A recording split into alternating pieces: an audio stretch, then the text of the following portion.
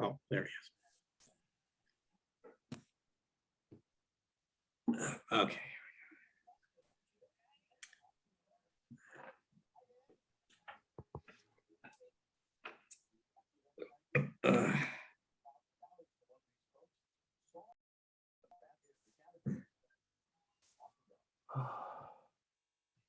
So how's everybody doing? I think I'm all right. How are you? I'm glad I woke up, man. I was out for a while. I was tired. So anyway, Hard work at the observatory. yeah, being out in that cool air, I think makes you tired too. But it wasn't, as cold as what it could have been. And I just was glad that we were able to accomplish it. I didn't know if we'd get my personal goal done before winter came, but the weather was good to us, and we actually did get it accomplished today. It's amazing. Very good. So.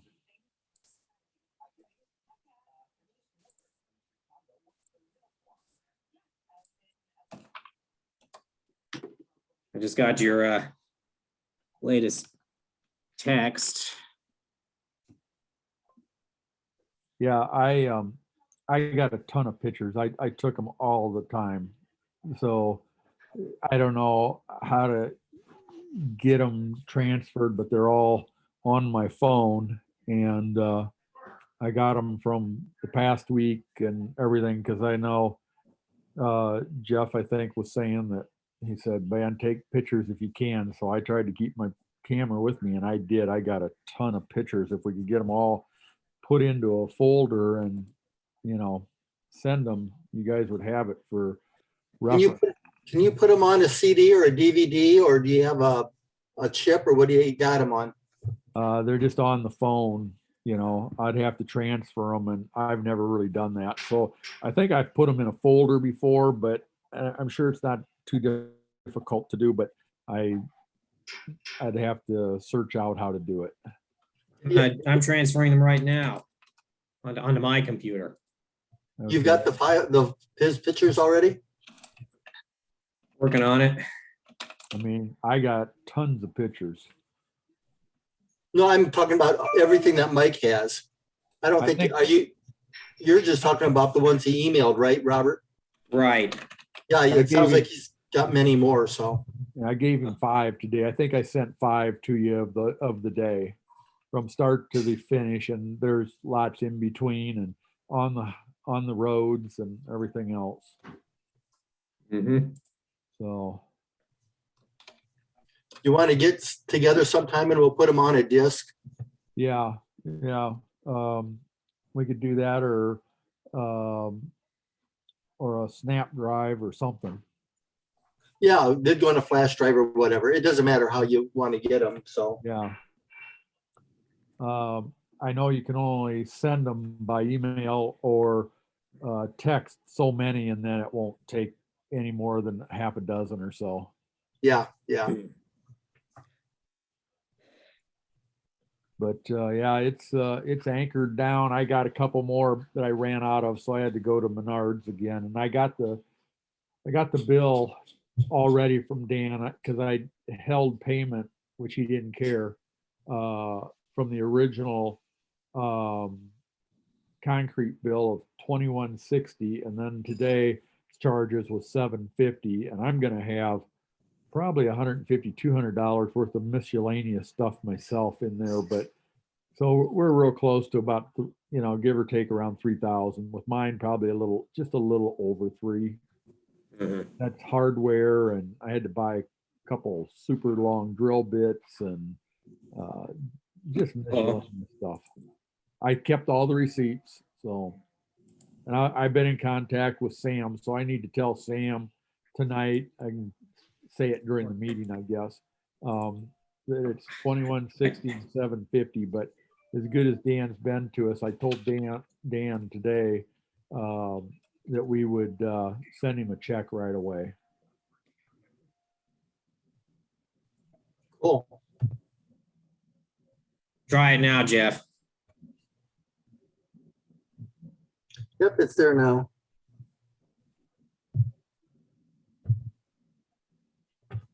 Are you seeing a Stellarium screen?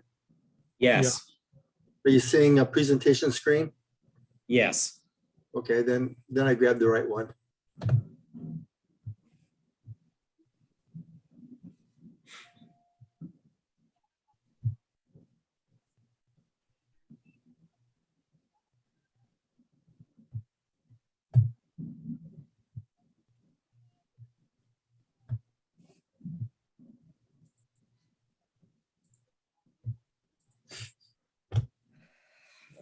All right. Ugh.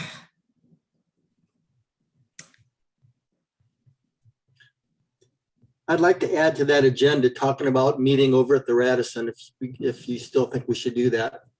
Yeah, sorry, I forgot to send out an agenda. That's okay. I mean, you know,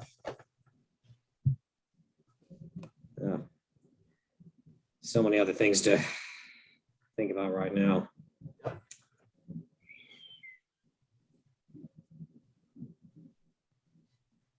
Maybe I can whip. Yeah, so anyway, John and I are Going gonna real go back. fast. John and I are gonna go back for about an hour, hour and a half on Wednesday. I got a couple pieces of hardware I gotta add to bolting it down, but it's probably 80% bolted down to the cement with concrete expanding anchors in the concrete that I hammer drilled in. And then John and I are going to take those timbers out and the rigging and all that on Wednesday.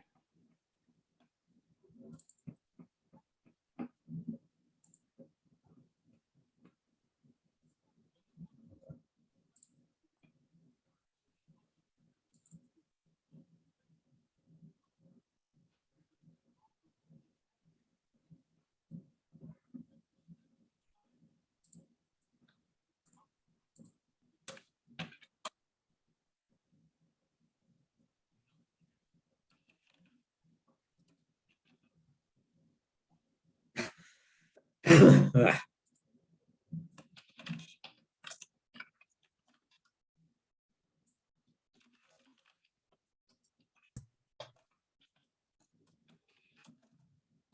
so Dr. Mitchell, Yeah, pick you up sometime between 12:30 and 12:45 tomorrow. yeah, that would be perfect. Okay. Yeah, I've got a lunch thing at 11:30 and I'll get done by 12:30. It's just downtown Davenport, so I just zip up the hill, but I'm going to try to get out a little bit early. Okay.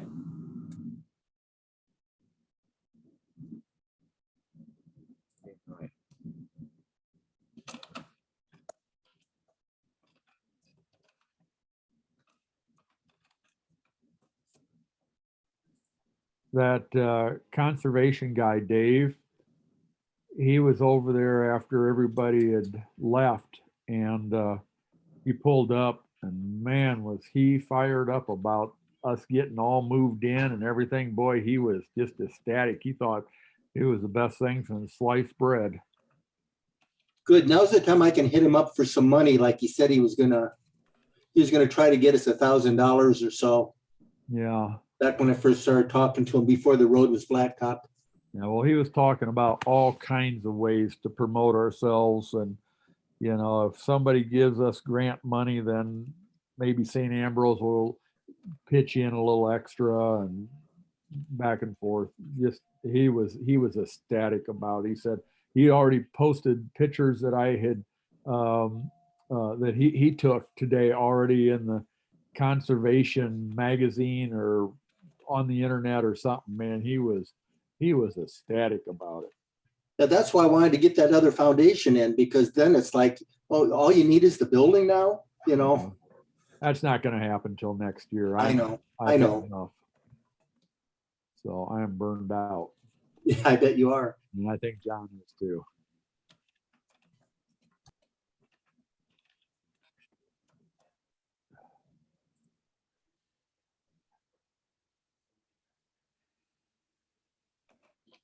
I'm just thrilled that the weather held, because a month or two ago, I would have said, no way, we'll never get this done this late in the year. And it happened. Just thank the good Lord that the weather cooperated.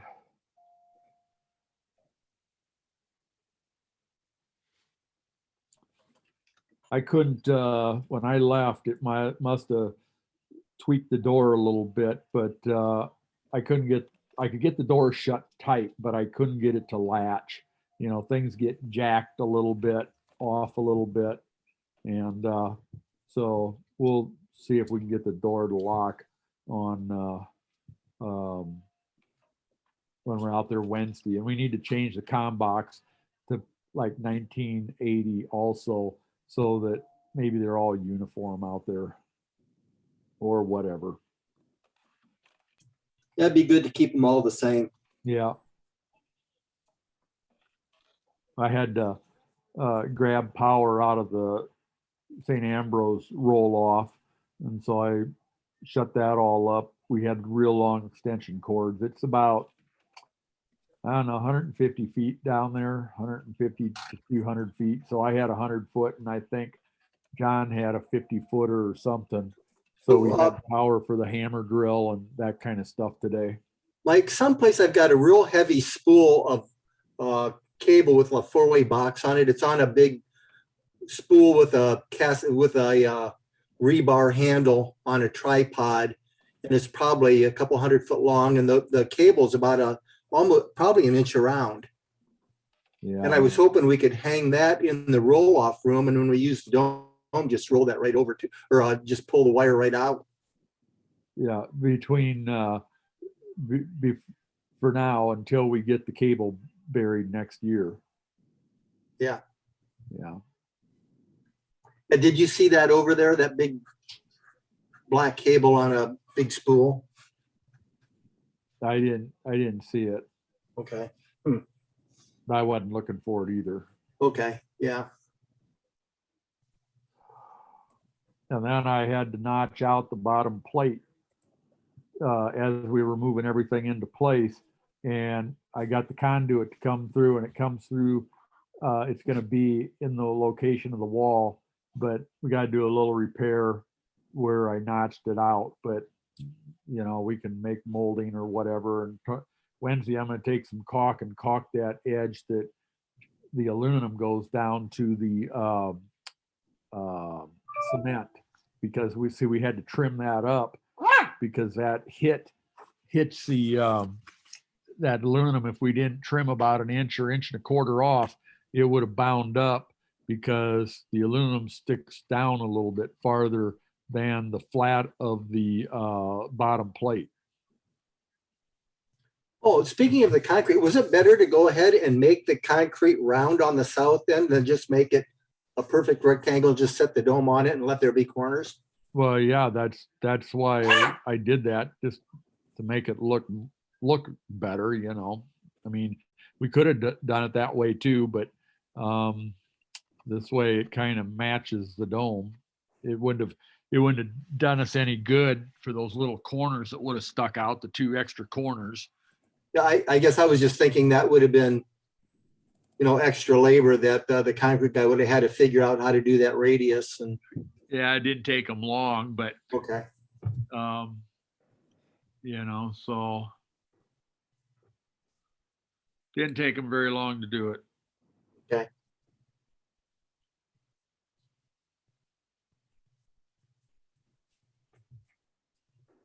So anyway, we can get ready. I think it's okay to shut the power off now. I don't see it, and that'll save us $40 a month now too at Cool. Sherman.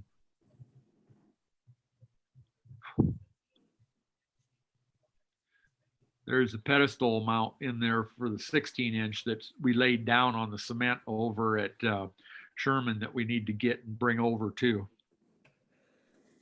That's about the only thing left. Oh, and 2 ladders in the roll-off building over at Sherman too. I think those are ours. I'm sure they are. Yeah, because we had them at the roll-off, and then we used them when in the rigging of the dome.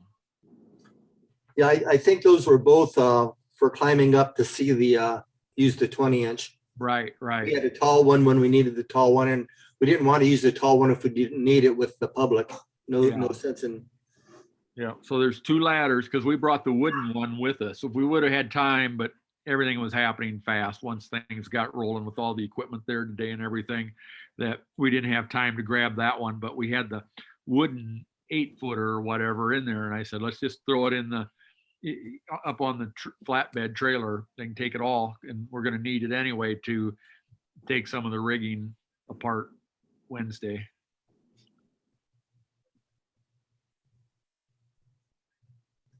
But I think the 2 ladders and that pedestal is about all that's left. Maybe Cool. a chair or 2, I don't know.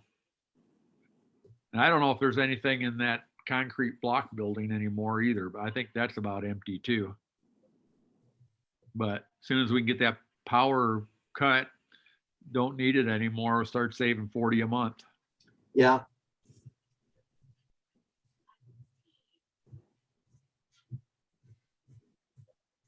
I don't know who does that, if it takes the president or if it's the treasurer does it.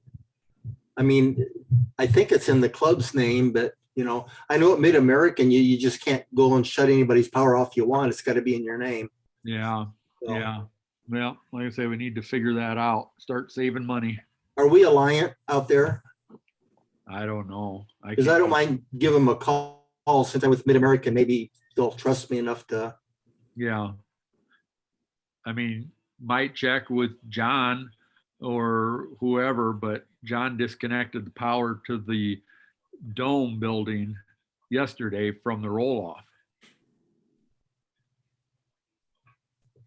So there's no live wires laying there.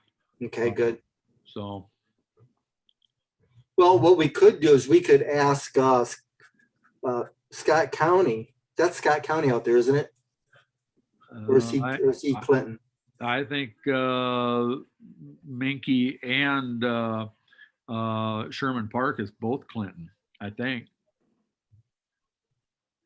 Could be. The only reason I'm asking is because I was wondering maybe they want to put it in their name. Yeah. Because they can do that without, you know, having any proof. You can take responsibility. You just can't, you know, turn somebody off. Yeah. Boy, when I was out there, I needed a tool, I think a week ago Sunday, and I went up to talk to the ranger at the house there.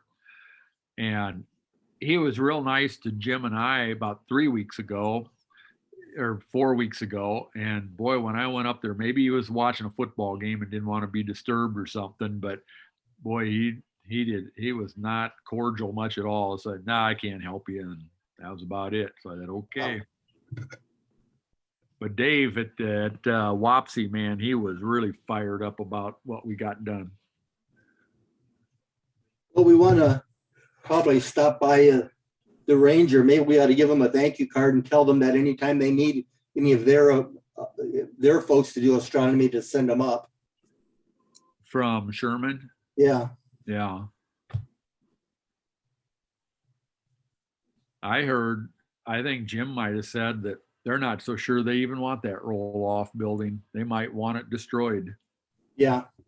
A couple of years ago, they wanted to work something out with us so they would have a warm building. Right. A place for them. And that's when we were talking about building a building out there. And they thought they were getting involved a little bit, but weren't. But yeah, so I just figured they'd want to keep it for their, hunters or snowmobilers or whatever the heck they've got out there. Yeah, right. I mean, they could even modify it. They could insulate it and put they could put a little heater in there, whatever, a clubhouse or whatever. But and it needs a little bit of work. But but like you said, yank out that carpet and re-plywood the floor so it's a little bit nicer. Put some indoor-outdoor carpet. Nail some planks all the way around it for like seating. Yeah. Paint it, maybe a little replacement of some siding. I know down low it's kind of rotten out or something a little bit in a couple places, but still it's basics. The basics is all there. So I don't know.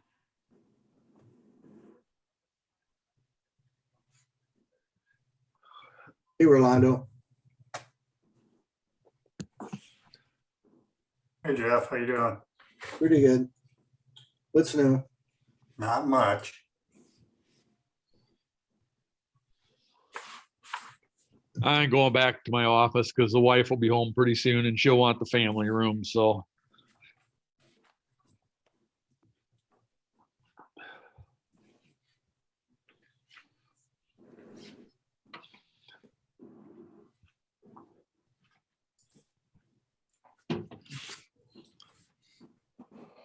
I'm still awake.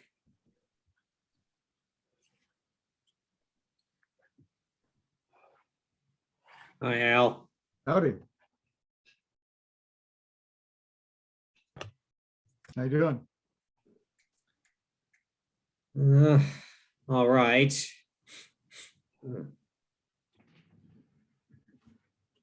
Except for an allergy attack.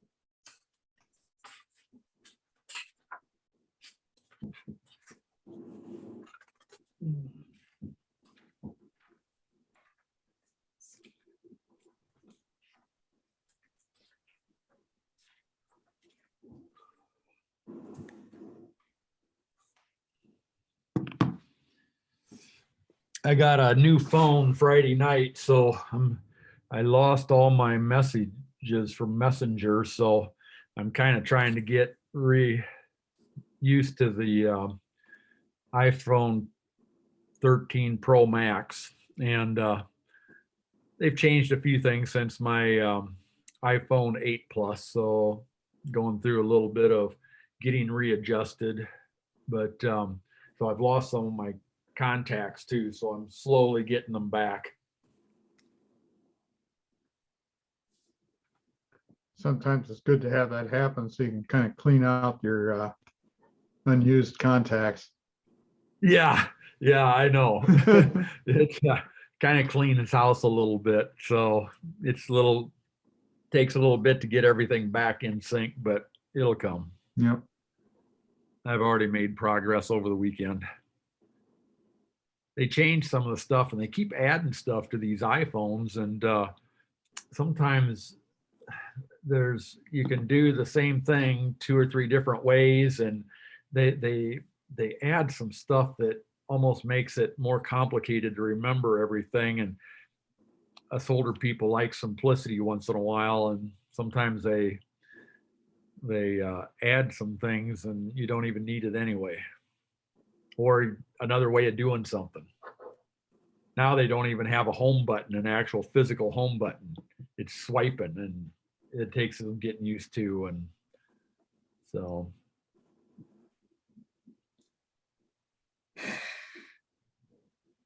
How do you know which way to swipe? Yeah, I know. That's just it. It's trial and error for a while. You got to kind of play with, oh yeah, that's how it works, and yeah.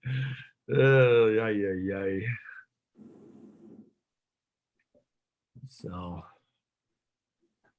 If you don't accidentally lock it up while you're trial and error. Yeah, exactly.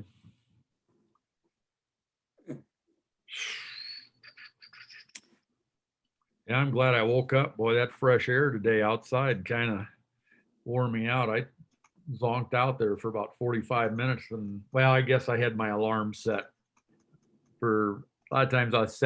I got something coming up 15 or 30 minutes ahead of time. I put it on my alarm so it alerts me. And the outside's catching up with me.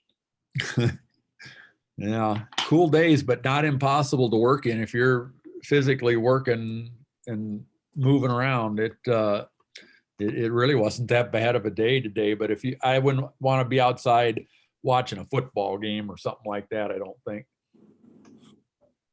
Sam, how's it going? Hi, Sam. Hello. Did we happen to get any mail from Mid-American Energy?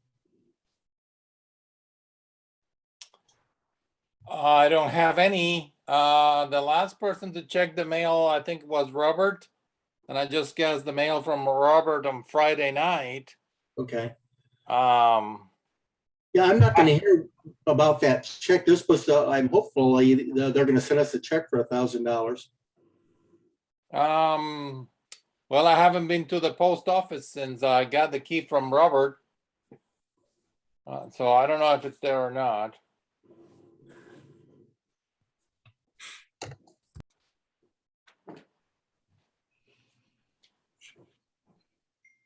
Did you check on that dues question I had? Yeah, I think that is my fault. I don't think I sent a reminder to anybody for the dues. So I don't think anybody has paid the dues except for the people that gave money to Jeff and the people that gave money to me. Craig Cox gave money to me, and Jeff collected some money from Terry Olson and Travis Ulster. But everybody, no. That is, I got to send out a reminder. We don't have any. Basically, nobody has paid. We got like five or six members that have paid, and that. Well, actually, There's been more than that because I know I paid and Howard paid and Howard paid for his daughter. And we had that new guy and then we had Travis. Howard paid. Yeah, I got Howard, Yeah. but I don't have you. So if you paid, I don't. I don't. Paid, yeah, I was paid a few months ago. Did you by check or cash? Oh, it's always by cash. I don't use a check. Oh. So Did anyone pay during the dinner? Craig, that was it.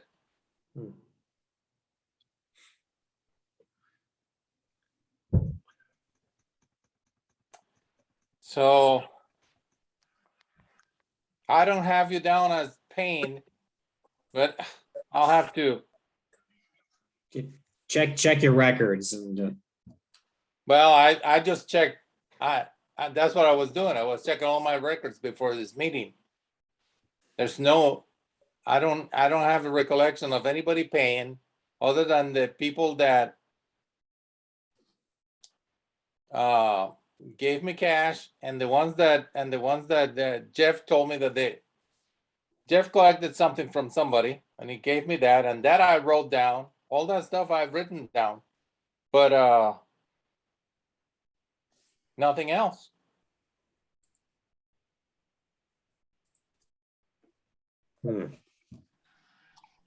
That's, Sam, yeah. I'm Rusty.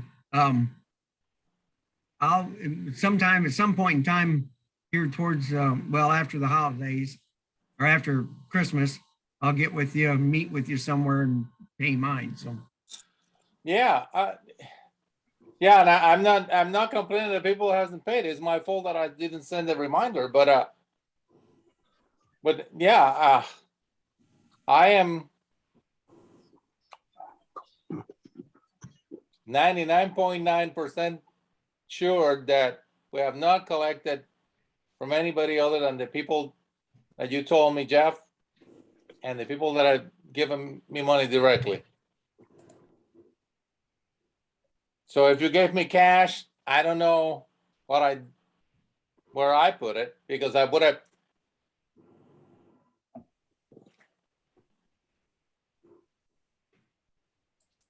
Hard to carry a receipt book around with you, but somebody gives you cash, it'd be almost good to give them some type of a physical thing back, especially. I realize that, and I would prefer not to have cash. Yeah, I understand. Because I can do everything online, and cash forces me to run to the bank. Right. Yeah, you can even deposit checks on the internet now too. Right, I can do it on my phone. Right. Okay, so. All right.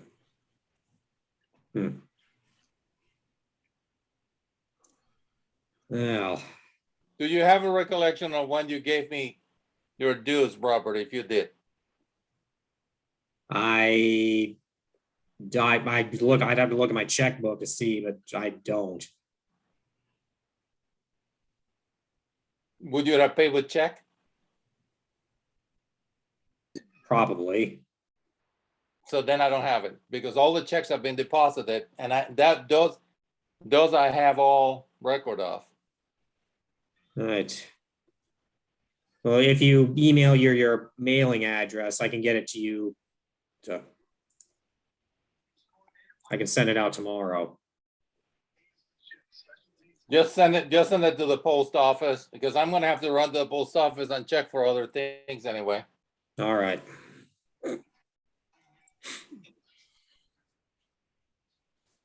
Well,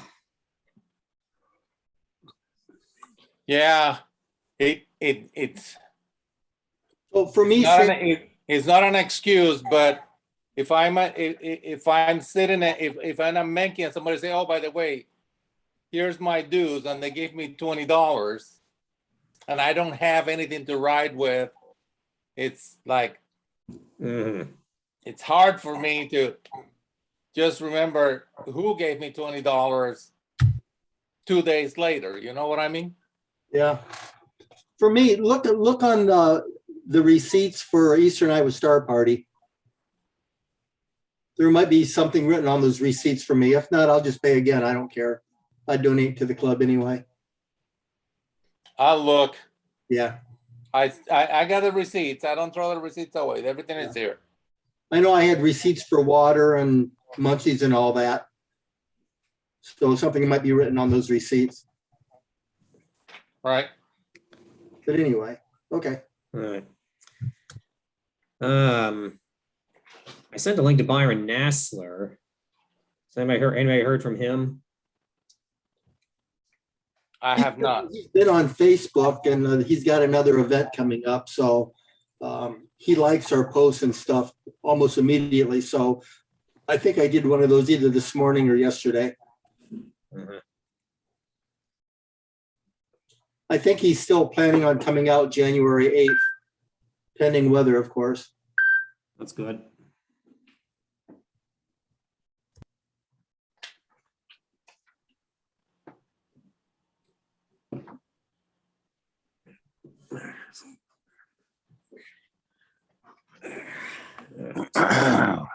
All right. Let's say we get started here. All right. Well, last general meeting of the year. So,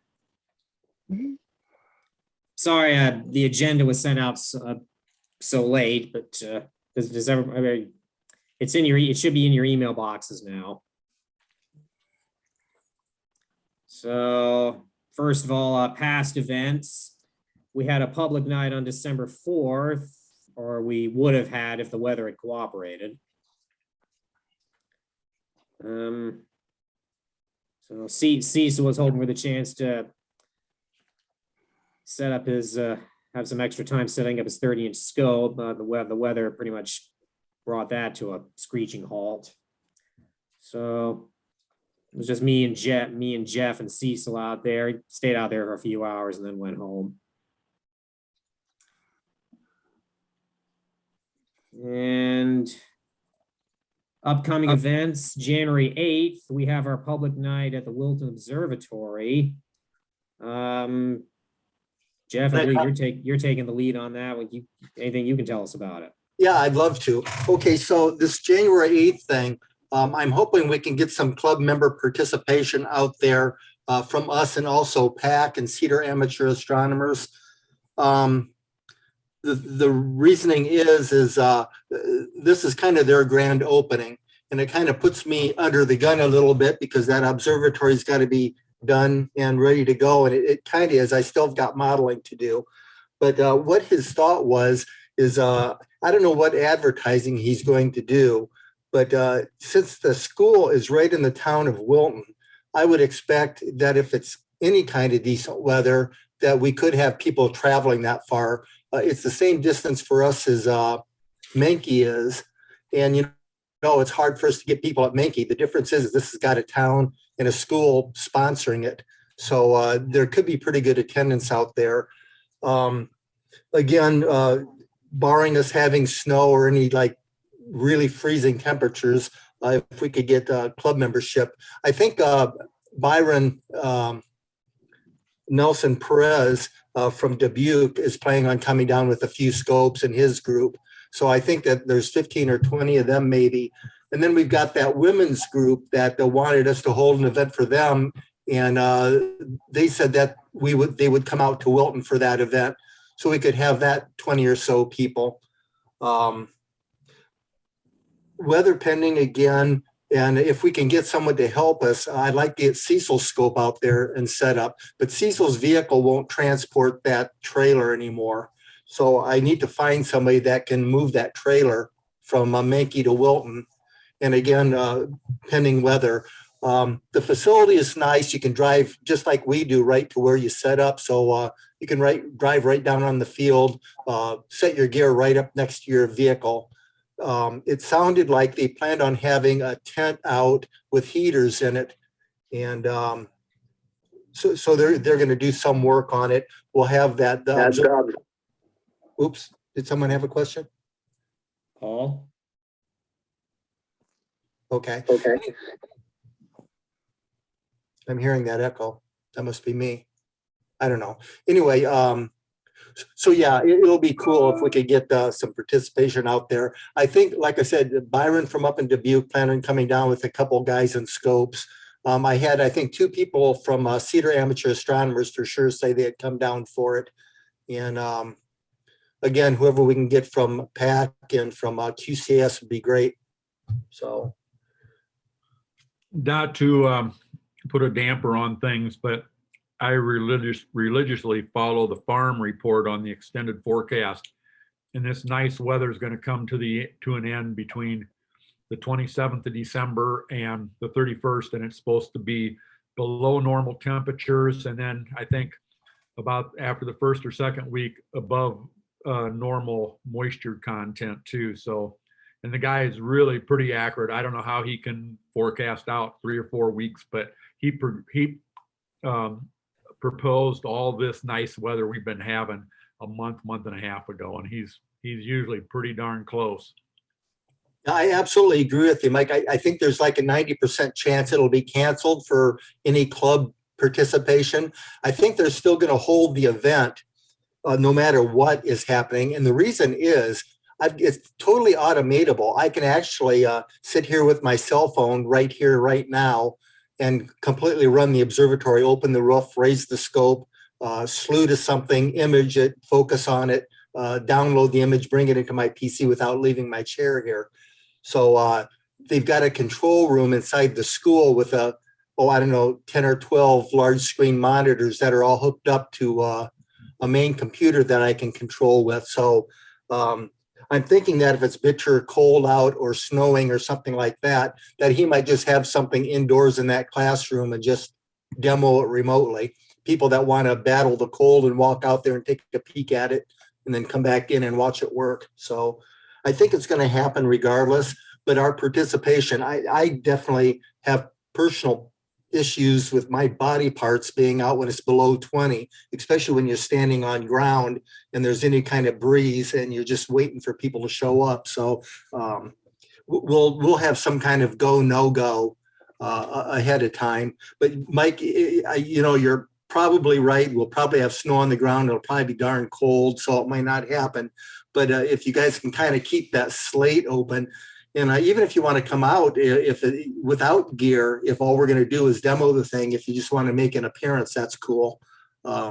Otherwise, if that's inconvenient, that's cool too. We can always go out there anytime, and at some point I'll demo it here. Maybe we'll log in at some point and run it. But anyway, yeah, Grant's pretty hyped on it. So I want to sidetrack from it a little bit. So for me getting this set up, they're going to donate $1,000 to the club. And I tracked hours, and I should get another $1,000 from Mid-American Energy for doing this. Now, I still have to train them on it. And I think for training, that's a separate project. They're not going to pay me for that, Wilton, but St. Ambrose, or excuse me, Mid-American will probably donate maybe another $500 for me doing that. So that should be about $2,500 we'll get off of doing this work. So the reason I'm saying this is Grant Harkness was the one that kind of got this project going. He's having to bail out because he might be doing a lot of international traveling. So Wilton is offering to donate money to me or pay me or donate to the club if I continually throughout the year and continuing for the next few years, maintain the thing for them. And they're really wanting somebody to run the observatory. So if there's like a lunar eclipse that comes out, they want somebody to go out there or remote in and image it for them so their students can see it the next day. What is happening is the teachers teach all day long, and they're very reluctant then to spend all night out at the observatory imaging and then having to be in class the next morning. So they're kind of looking for somebody, and they asked me if I would do that. And I said, yes, but I didn't want to get paid for it, that they would have to make a donation to the school. So I'm looking at like $50 to $100 an hour for what they want done. And, you know, if we get 10, 12, 10, 20 hours a year, that's a couple grand a year we can bring in. So hopefully I'll find some club members that are interested in doing a little bit of stuff like that. And again, hopefully it'll be from home. So it's not like driving out to Wilton. It'll be like logging in, finding the object, focusing, taking some images, and then closing shop. So but we'll talk about that as time goes on. But anyway, that's all tied to kind of the January 8th thing. So I'd like to have a good show for that.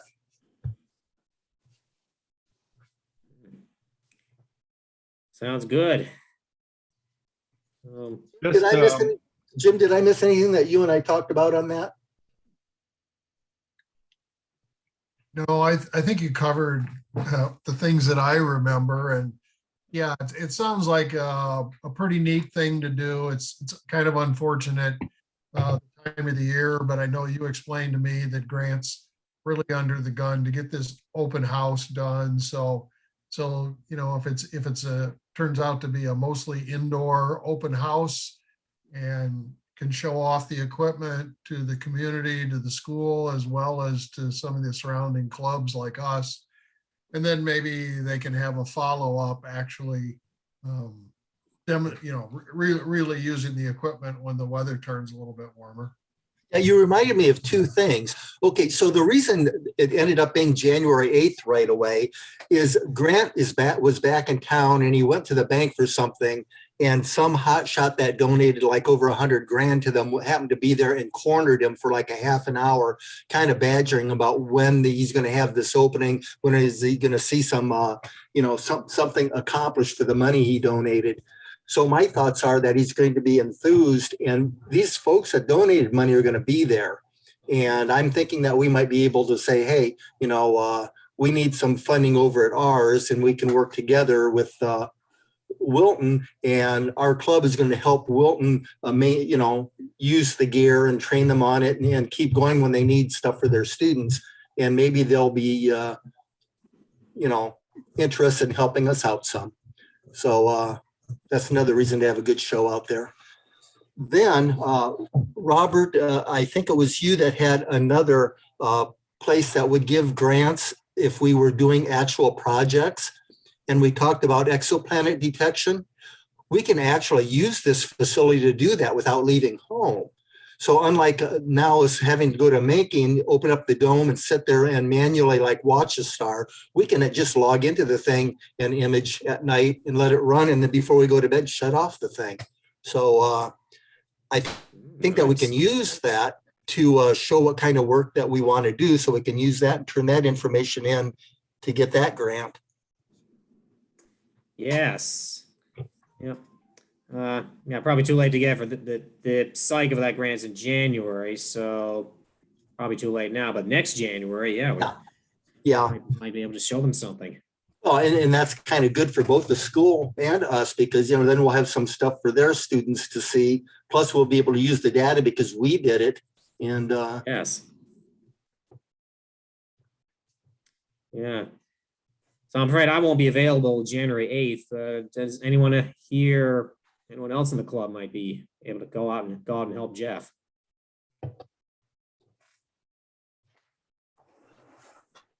I think I volunteered to go out on the 8th.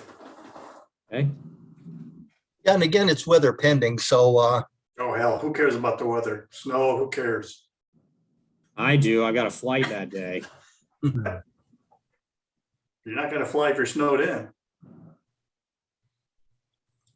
And I won't be able to report on a conference I'm going to.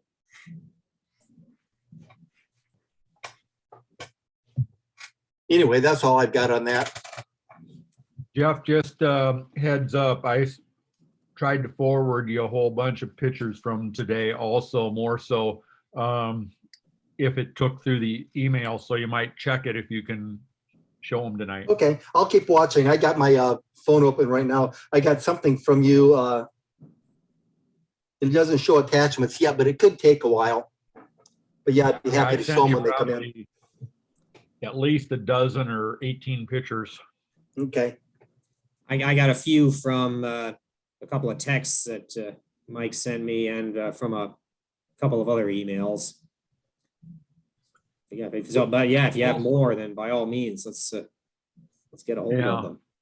So anyway, I do go out to Wilton tomorrow, but Mike, tomorrow after 4, if you want me to stop by with a flash drive, we can dump them all on a flash drive and I can try to get some online and get some on Facebook, get some on our club site.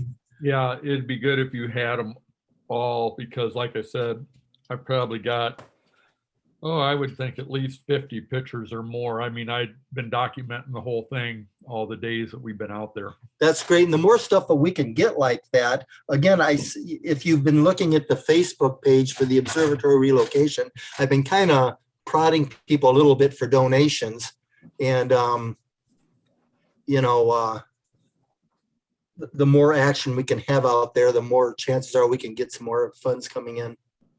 Yeah. And Yes. Also, while it's on my mind and I don't forget, I know Alan with the PAC Club, they do the Birdies for Charity, and I think PAC got over $700 this last year. And I don't know what the arrangement is. I think Al has mentioned it in his meetings, but that might be a way of getting a few dollars from Birdies for Charity. But Al, you'll have to take and, update us on how you go about that. So not to interrupt you, but because I do want you to talk, the reason back years ago when they were doing that, I was reluctant to get involved when I was president because I didn't want to infringe on PAC using that as a fundraiser and now have another club infringe on the funds. So I don't know whether that is the case or not, but that was my assumption. So. Yeah, I know. I don't want to infringe on PAC's deal either, but if it's open and nobody cares, that's fine. But if PAC has it sewed up for the Quad Cities for astronomy, that I totally understand. Yeah. So Elle, take it away. Yeah, I don't know that we would have to avoid doing it because PAC's doing it, but you do have to register with the John Deere Foundation. You got to get a bird number for your organization. But it's not that difficult. What I've found is it's difficult though to get people to actually donate to the Birdies for Charity. People don't understand how it works and are seemingly a little bit unwilling to do it. It's taken us several years now. I don't know how many years we've done it, maybe 5 or 6 years. And we're starting now to get, people to donate, but it's a really good deal. The more donations you get, the more matching contribution you get from the John Deere Foundation. And I think this last year was 8%. So if you have $1,000, you get 8% of that, $80 on top of the donations that you get. So anybody that wants to donate, whether it's a club member or, somebody in the general public that wants to donate, it would really be good to go through Birdies for Charity. If they're going to give you a lump sum of $1,000 or whatever, I mean, that's a nice benefit. So I don't know. I would recommend it. I mean, if you want to do it, there is a little bit of effort involved, but not really that much. They do all the, they collect all the money. They report in who has, donated, and issue the money at the end of the year. You don't get the money right away. That's the maybe one issue with it. But anyway, it's feasible to do. I don't know that you should avoid doing it because we're doing it, but it's up to you. Well, Al, a question about that. I don't understand how it works, but maybe the bottom line is can both clubs participate and it doesn't take any money away from either one of them? Yeah, I don't see how it would take money away from, I mean, that's like saying because you're participating in Birdies for Charity that you're taking money away from other charitable organizations, and I don't really see how you can make that argument. Now, maybe you could say that if you're a donor that was thinking about donating to one or the other club, that there'd be some competition there, but I don't know how many people there are like that. The donors that QCAS has, I think, are different donors than what PAC has. So I don't know that there's a big conflict there or not. It's not that big of a deal. Like I said, it runs 5% or 8%. It depends on a little bit on the profitability of the company too. You don't know exactly what you're going to get, but For some reason, I thought they had like a set amount of funds that they're going to get out to clubs. And then they kind of divide that up based on the donations collected, so to speak. So I don't know. It's been like 5 years when I looked into it. For some reason, I just had it in my mind that might be infringing. But like you said, Elm, I didn't understand it thoroughly. And, the way you explained it just now, it's like, yeah, how could that really have any impact? But again, I'd like to look at that before I don't want to impact anybody else negatively. Yeah, if you want to look at it, I suppose theoretically there might be a small impact to everybody, by having more organizations receiving, on the receiving end. I suppose you're right, but I would think that it would be pretty small, given the millions of dollars that they handle. I don't know what it was this year, but I think it's been like 15 or 20 million dollars of donations every year. How much? 13 million. Okay. And I think some of the donations were down this year because of the pandemic, but we're talking about a lot of money. So, the few thousands of dollars or so that we're talking about here that we're likely to get through our clubs probably is pretty insignificant. Cool. Then I'm thinking, Jim, do you still think that the 3M will get us a little bit like you usually get for us? I think we all may. I believe so. So there's a way to get matching on that. Well, I don't know. I was just trying to talk about monies we have coming in, and Matt should have some in from Verizon. We usually get something through Matt and Verizon and you and 3M. So I don't know if anybody else, and we should, throw that out to club members too, to talk to their companies and see if their companies have any type of programs for employee doing community activities, because we qualify.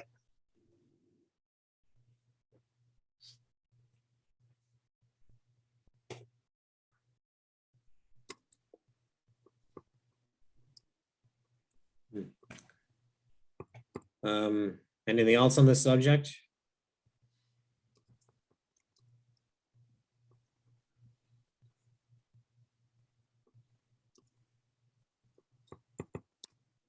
I'll take that as a no. All right. What do we got next? Next on the agenda, anybody bought some new gear recently? Given the string of clear weather we've been having, I'm guessing no. I know Craig bought a Newtonian, and he's not on the meeting tonight, so I don't want to give any details because I don't remember exactly what all he got. But he just sent me a picture of it today and said happy Merry Christmas to him. And then it doesn't necessarily fall under new gear kind of, but does anybody know how to determine what kind of filters are in a filter wheel for imaging? When I open up the filter wheel, they're not labeled, and he doesn't remember what he put in there. And I don't know if there's an easy way to, or a way that, because I'm colorblind, so it's not like I can look at them and, you know, if someone says, well, yeah, the shiny in is chartreuse, well, I don't know what that means. Are they mounted or unmounted? They're mounted. They're 2-inch filters. So if they're mounted, there has to be a label on the side of the filter. That's what I thought too, but I took the casing out, I pulled out the filter wheel, and I looked at all the filters and none of them got labeled. And you took the filter off the mount and look at it? Yep.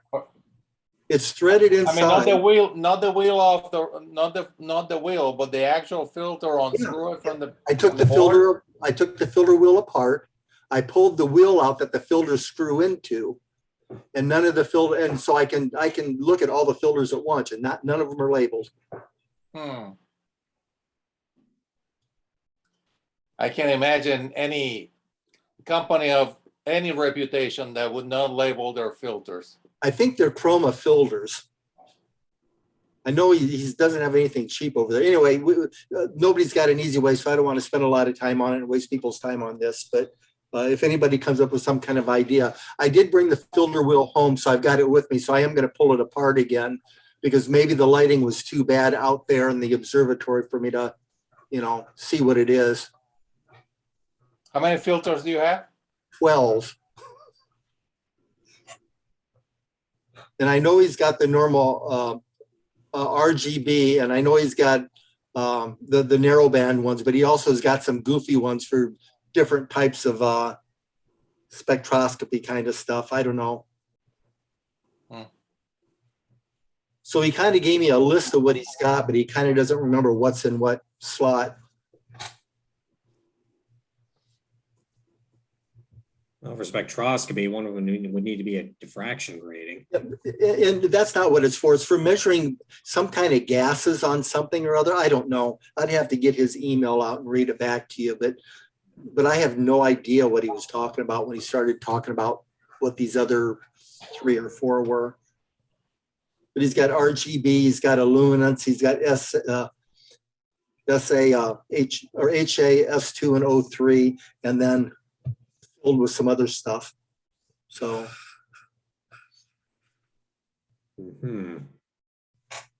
But anyway. All right. Anyone else?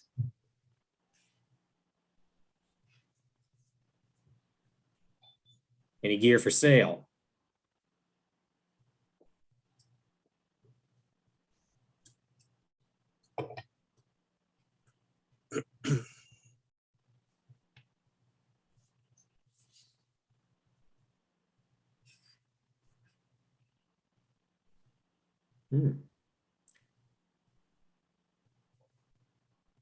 Well, I guess that brings us to Jeff's presentation.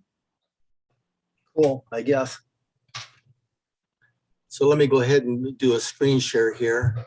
Okay.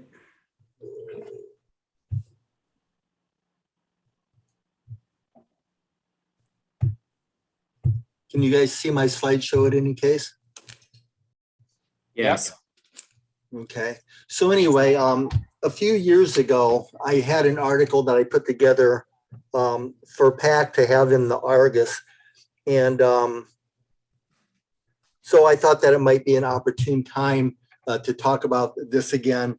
And I did want to preface that this has got nothing to do with any type of religious connotation. It's just kind of something fun to talk about and kind of go over and actually learn a little bit about technology, maybe even a little bit. But anyway, that being said,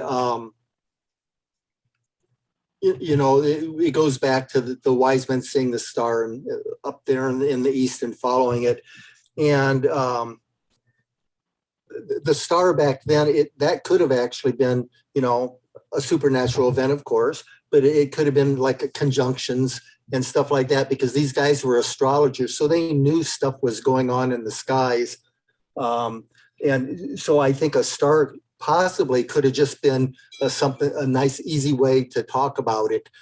They followed a star. Well, actually, maybe they were following the conjunction of 4 planets. Maybe they were following a supernova. Who knows? But at any rate, so some study was done, and they put together kind of a list of things that could have been happening at that time.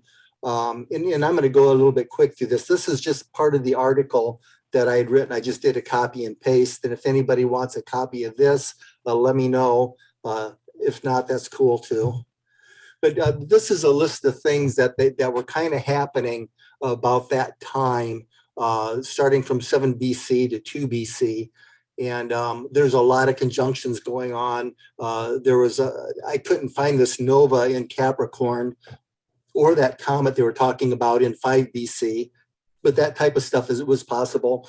And again, it wasn't necessarily so much back in those days of it being a star, but something that matches with some type of, omens or premonitions that had gone, or stories or legends. So anything that kind of fit in with what was going on at the time, with Herod doing stuff, or earthquakes or tornadoes, all that type of stuff. If stuff happens and then they happen to see stuff in the sky that kind of coincide, that match up, that could all possibly tie in together here. So with this list, what I did is I tried to roll back Stellarium to find some of these things to see what they looked like. And I found most of them. And it's an interesting thing in Stellarium that you have to actually roll back to the location you want before you change the date and time. If you don't do that, it keeps the current date and time, even though you move it. So I was having all kinds of problems with doing this until I asked the Stellarium guy about it. Talked about that a little bit. So this is the 7 BC in December event. And I don't know if you guys can see, there's Jupiter, Saturn, and the moon all kind of close together. And the date here, you see it says -6.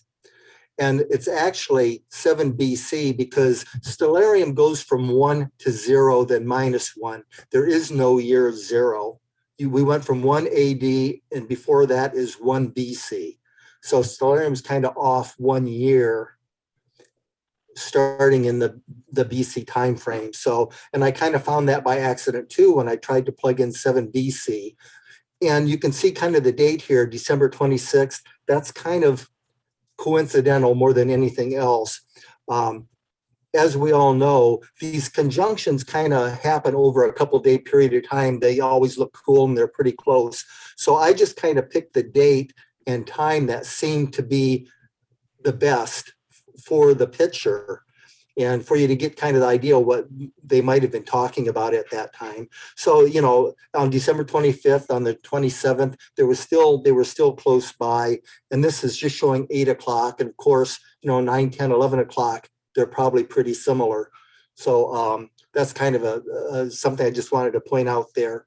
But anyway, that's kind of a cool thing. Now, if this type of an event happened to coincide with some other activity that was going on politically, that could have been one of the reasons that caused them to think this was a significant event, and not necessarily this one in particular, but any of these that I'll be showing on here.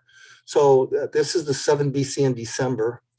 So Jeff, I have a question, and maybe this probably coincides with some of the stuff that you have in there, but my recollection is that they actually event depicted on the about the birth of Jesus Christ was not in December. It was Right. sometime in the spring, like in March. Absolutely. And politically, they moved Yes.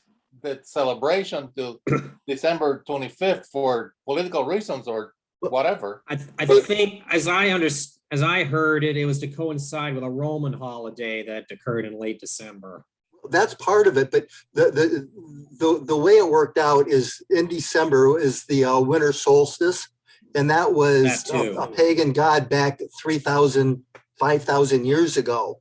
So yes, absolutely, they did move Christmas to cover up the pagan holiday because right at the time of Constantine, when they adopted Christianity, that was a big time when they wanted to change it. So their people were celebrating the birth of Jesus, of course, but they were also holding their old pagan holidays. So they wanted to mask that. So they moved it. And you're right, it was still in the spring. And some of these slides do show some stuff that are that way. And later on, I showed some that I tried to dig out myself. But this is the type of thing that might have happened. This is the one in September. Again, Jupiter and Saturn. Here's one in May. That's a little bit closer to the timeline we're talking about, Sam. I've got here May 23rd, and spring is more in April-ish. But this is getting closer to that period of time. But it's the same type of thing. This is the first of the three conjunctions of Saturn and Jupiter.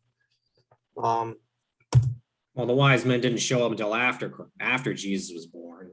Correct. So, again, this is all just kind of fun stuff to find. This is kind of a cool one. It's Jupiter, Mars, and Saturn came close to each other. And how do I go back? I think this one. Okay, so there's Jupiter, Mars, and Saturn. Do you see them right there? Mm-hmm. Yeah, so they were all pretty close. So that's pretty cool. And that's in February. So now, again, that's February 20th. So it's getting close to the springtime type of thing, too. And I see the moon's in. Is that the moon in there with them? Right. And let me see if this goes the right good. Okay. So this is that nova I was talking about. I looked all over and tried to do some Google searches and stuff, and I couldn't get anything out of it other than it was would have been above the head in Capricorn. And I couldn't find anything to show me what star or where it would be closest to be able to get a picture. So of course I didn't do it. And also this Peng 63 comma, I couldn't find anything in Stellarium on that at all or anything. So to be honest with you, I didn't take a whole lot of searching. This would be for you hardcore folks that want to try to figure that out. But you can see that's March, April. I don't think a comma would have necessarily been the one. And let me go back one slide here again. And also March, April was that nova. And that's a possibility that might have been something that was interesting. Here's a partial eclipse of the moon from that region, again in March. This is 5 BC though. So the picture does show the moon there. And if you zoom in on it, it's about a third to maybe half is all it was. So it wasn't really a dramatic one. But again, if there was something else happening politically or religiously or, environmentally, that and it says, when this and this happens and you look in the sky and this happens, this is what the event is. So it'd be one of those types of things. But that was kind of a cool thing. Here's the comet again without a tail, and I don't know why that would do anything, but it's an April event. So again, that's a springtime type of thing. Another partial eclipse of the moon in 4 BC. And this was a little bit more. This was a little bit better than half from the area. And again, 4 BC, and this was March 13th. So this could be a springtime event. And this one is in September. It was kind of cool. You can see Jupiter and Regulus together. That would have probably been a pretty cool event to see. Two real bright objects. And again, like Sam was saying, September is highly unlikely, in my opinion, that would be it. Again, 3 BC in August. Sorry about bringing that up there. I hate it when that drop down comes down. Venus and Jupiter conjunction. And I don't even see, that's low on the horizon here.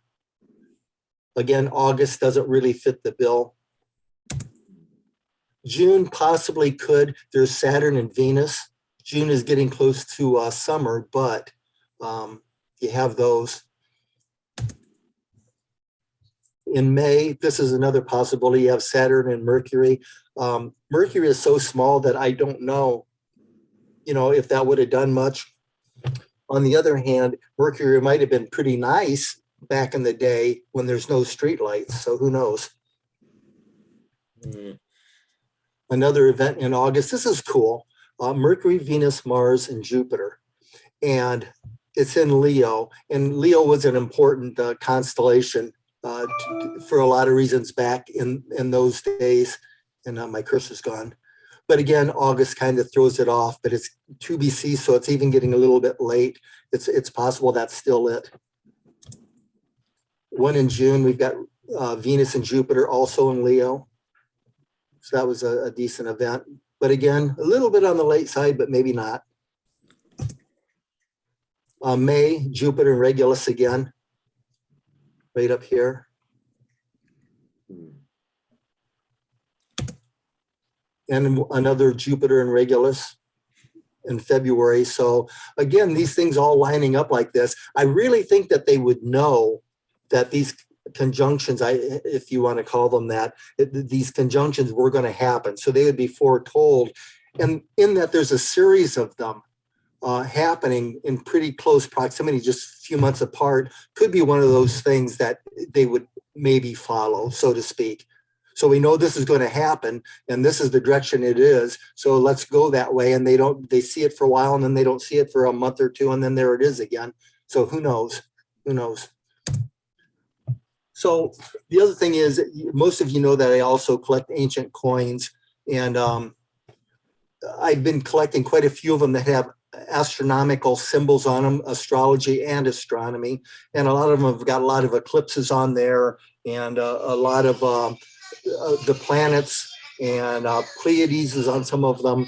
This particular coin is talking about, there's a claim that it is depicting the star.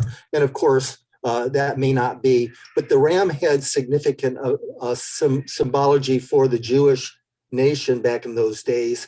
And not Pisces, not the fish, but the ram did. And I don't recall what that was, and I need to find that resource again. I didn't have time. And you can see there's a star here. So this coin was minted sometime between 27 BC and 14 AD. And they used coins a whole lot. So what I did, and I don't know whether it worked or not, but I tried to figure out, well, when would there be something above the ram, above Aries, in Stellarium sometime or between 7 BC and 2 BC, because that's kind of the time period we're looking at. And I really couldn't find a whole lot. What I did find that was kind of interesting is there were a lot of planetary stuff happening around Aries at 4 BC and quite a bit in 6 BC and then again in 2 BC. When I mean quite a bit of planetary stuff, Mars and Saturn and Jupiter and sometimes the moon would all stick real close to Aries all in the spring in those years. And it didn't happen on 5 BC or 7 BC or 3 BC. It only happened on those 3 years. And it was very dramatic difference. It was like all the rest of the time, there might have been one planet near Aries. All the rest on these 3 years, there were 3 and 4 planets all there. None of them were above Aries and none of them up near the Aries where the head would be. And that's kind of what I was looking for. I did find though that there's a lunar Mercury conjunction at 1 BC in March. And that's the date that I put in there to get that. So that was kind of a cool thing. And it was a lot of scrolling. I just kind of went to 7 BC and at January, and I held my finger down on the hours and just let it scroll through the hours. And I watched to see what kind of went through Aries from, I think, February 15th to June 15th. I just let it scroll and I just kind of selected that stuff that would happen. I think that's it on that. What I did want to show maybe, just for kicks. So you're all familiar with stellarium. And can you see, I don't know how well, can you read that? It says Menke Observatory down here. Yes. Okay, you can see that. So to do what I had done, here's the location window. Oops. Get out of that. And what I did is I typed in Bethlehem, Palestine. And you can kind of see that it changed the location. And then from there, you can go over, if it'll let me, how come it's not, there it is. Close that again.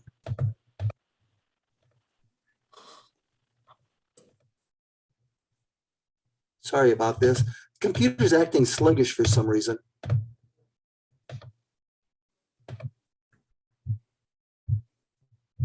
It has that open. Doesn't seem to want to.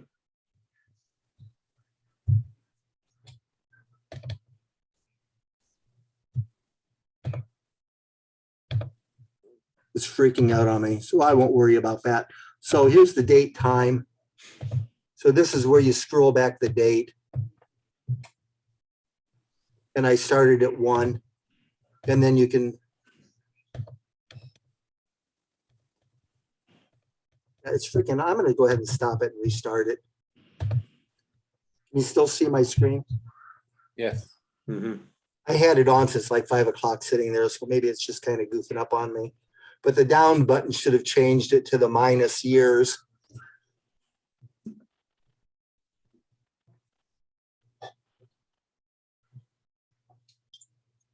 Okay, give it another shot. Location. Go to Bethlehem and put in Palestine. There we go, Earth Bethlehem. And then you go over here to the date time window. You delete some of that. So now you can go back in time. So again, 0 doesn't count. So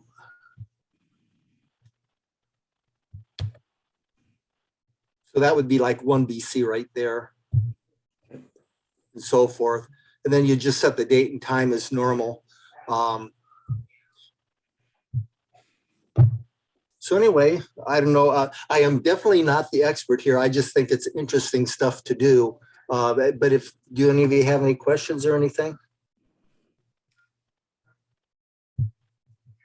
Well, it occurs to me, maybe it wasn't just one thing. Maybe these wise men noticed there was a whole bunch of things going on, a whole bunch of astronomical events going on, and that, and maybe all of them together, it's possible all of them together told them something was going on. Sure. Or again, it could have been a very unique, special, religious event, who knows? But at any rate, it's kind of fun to conjecture and look at this kind of stuff and see if you can kind of duplicate any of it. Let me see here. Do they all agree that Herod was still alive when Jesus was born?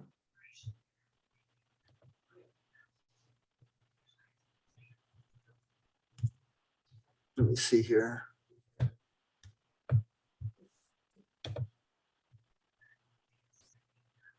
So if we go, well, I wish I wrote down the dates. It was spring, but I could show you one of these, but I don't think I think you guys can kind of, if you're interested, you could kind of find that on your own anyway. But that's all I got. Oh, any questions for Jeff?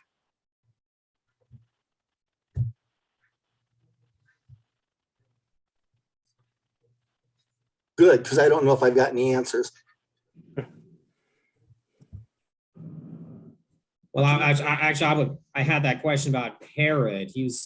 Supposedly he was still alive at the time, right? Yeah. So I just looked him up on Wikipedia, and actually kind of muddies things a little bit. That well, according to Wikipedia, at least, they can't agree on whether he died in 4 BC or 1 BC. So, Well, maybe he was the original Elvis.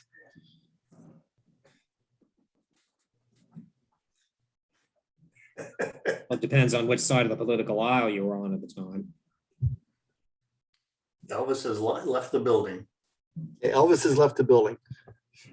Hey, Jeff, Yes, sir. was it you last week that suggested the star stream, that focus last weekend? Or What was that again? it was last Saturday, someone suggested, I don't know if it was Jeff or Dr. Mitchell, about this star stream that was out of California. No, I'm not sure about that. A bell to me. It was a virtual star party. Oh, you know what? Cecil sends me stuff, and so does Mike Dannenfeld, and I'll post those. So I think that was one Cecil had. So yeah. It was pretty good. It was pretty interesting. It was pretty informative. The guy was pretty young. It was really good. So next time I'd say tune into it, because he does explain quite a bit. He knows a lot of history and of the stars. He explains everything as far as the filter wheel. He had what do you have? He had a Skywatcher Esprit 150 Esprit, which was off-site, and he was remotely logging into it. And I mean, he was pretty good at searching stars, and he even went to the catalog, the Abel catalog. Does that sound right? ABELL? Abel. He went to that and was looking at different stars on that. So I thought it was pretty good.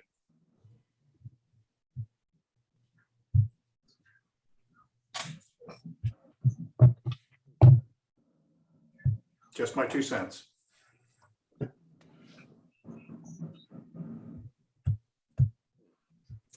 Anyone else?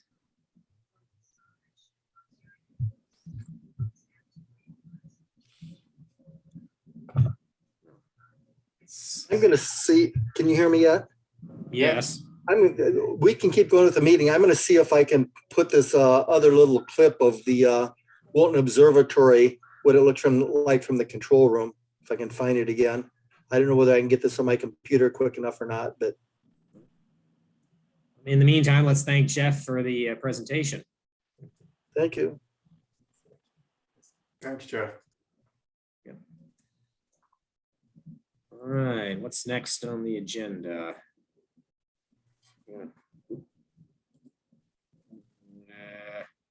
Treasurer's report. Sam? Yes. Okay, let me bring up.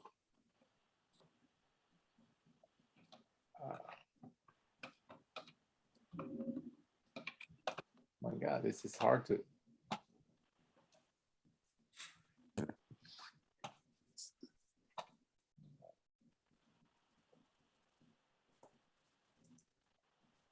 Okay, so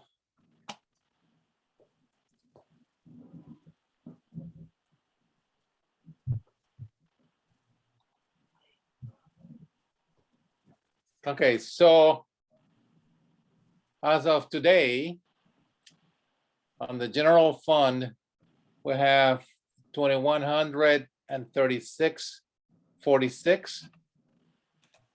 2,136 and 46, you said? Yep.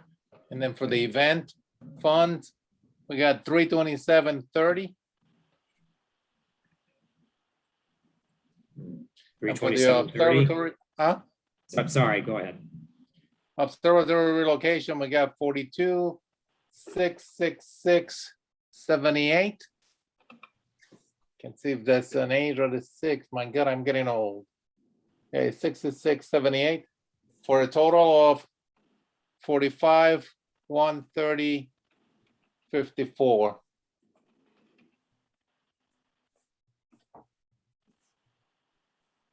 $45,130.54.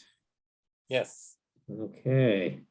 And Mike, do we have a rough idea what we're going to lose out of that for paying the concrete guy? Yeah, I was gonna bring that up here. I just sent Sam, forwarded Dan's bill to Sam here just a little bit ago. And I told Sam to withhold the bill for the setting the forms, putting the pier in, pouring the slab. And that bill a week ago, I think when he got it out to me, was $21.60. And the bill today, I told Dan that I asked him, did you want us to pay you right away for the slab work a week ago? I said, well, if you want us, we could just make you one check as soon as you help us get the move done. And he said that was fine. And I said, then we'll cut a check right away when you get done with the move today.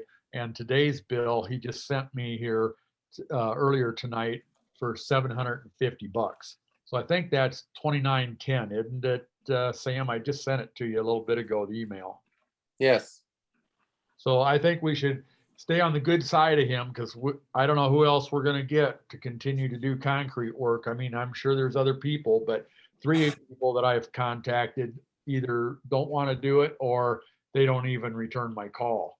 And I'm sure there's other people out there, but I think Dan's a pretty good guy to work with, and I think we should get a check out to him ASAP.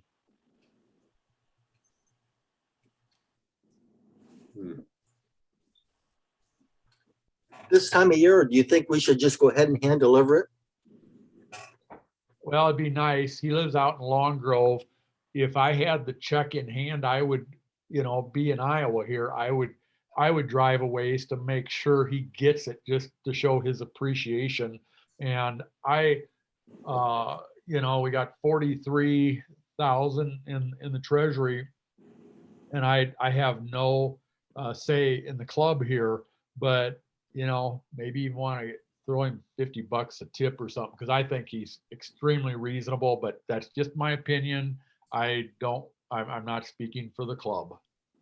I'm just glad he came through for us because it was getting down to the last little bit. My goal and Jim's goal was to have that dome sitting at Minky by the end, by the time the snow flies, and we made it by the end of the year. But that's totally up to you guys. You do what you want. It makes no difference to me. Yeah, I think that's a good recommendation, Mike. So he came out early. He came out yesterday too and met with John and I, which I encouraged him to do. So he totally knew what he was getting himself into today, because that was some rugged going getting past that oak tree. And we cleared that dome, I think, by about a half an inch today. And and then we had to pull out the Sebastian Minky observatory sign, because between that tree gave us a bunch of trouble.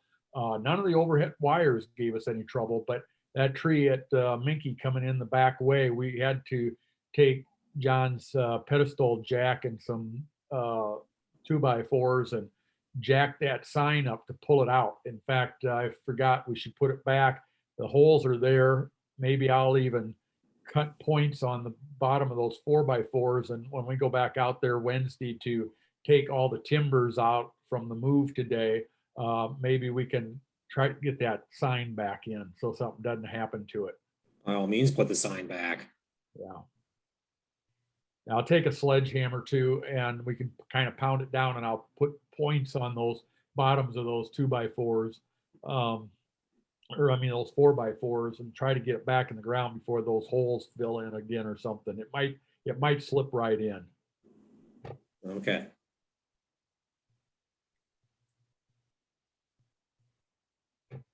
Let's see. Well, what does the rest of the board feel about adding a $50 tip?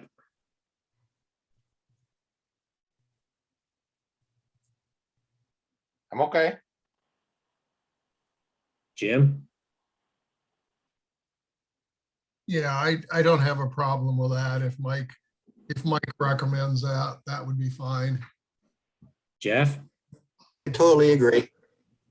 And Sam, when you put that in there for the $50, just put it, maybe somehow indicate that, or I'll even tell him, you know, you just for your efficiency and getting this done before the end of the year, here's just $50 for you and your wife or whatever you want to do with it. Just- Can I make a recommendation? Maybe it should be 2 checks. One would go to the company and one would go to him. That's fine. Yeah, because otherwise, Yeah, if he has to run it through his books at work, there might be a whole different thing going on. yeah. So Sam, you should make his $50 out to his personal name, Dan Chumley. Yeah, That's a good point. Otherwise, that $50 just gets lost.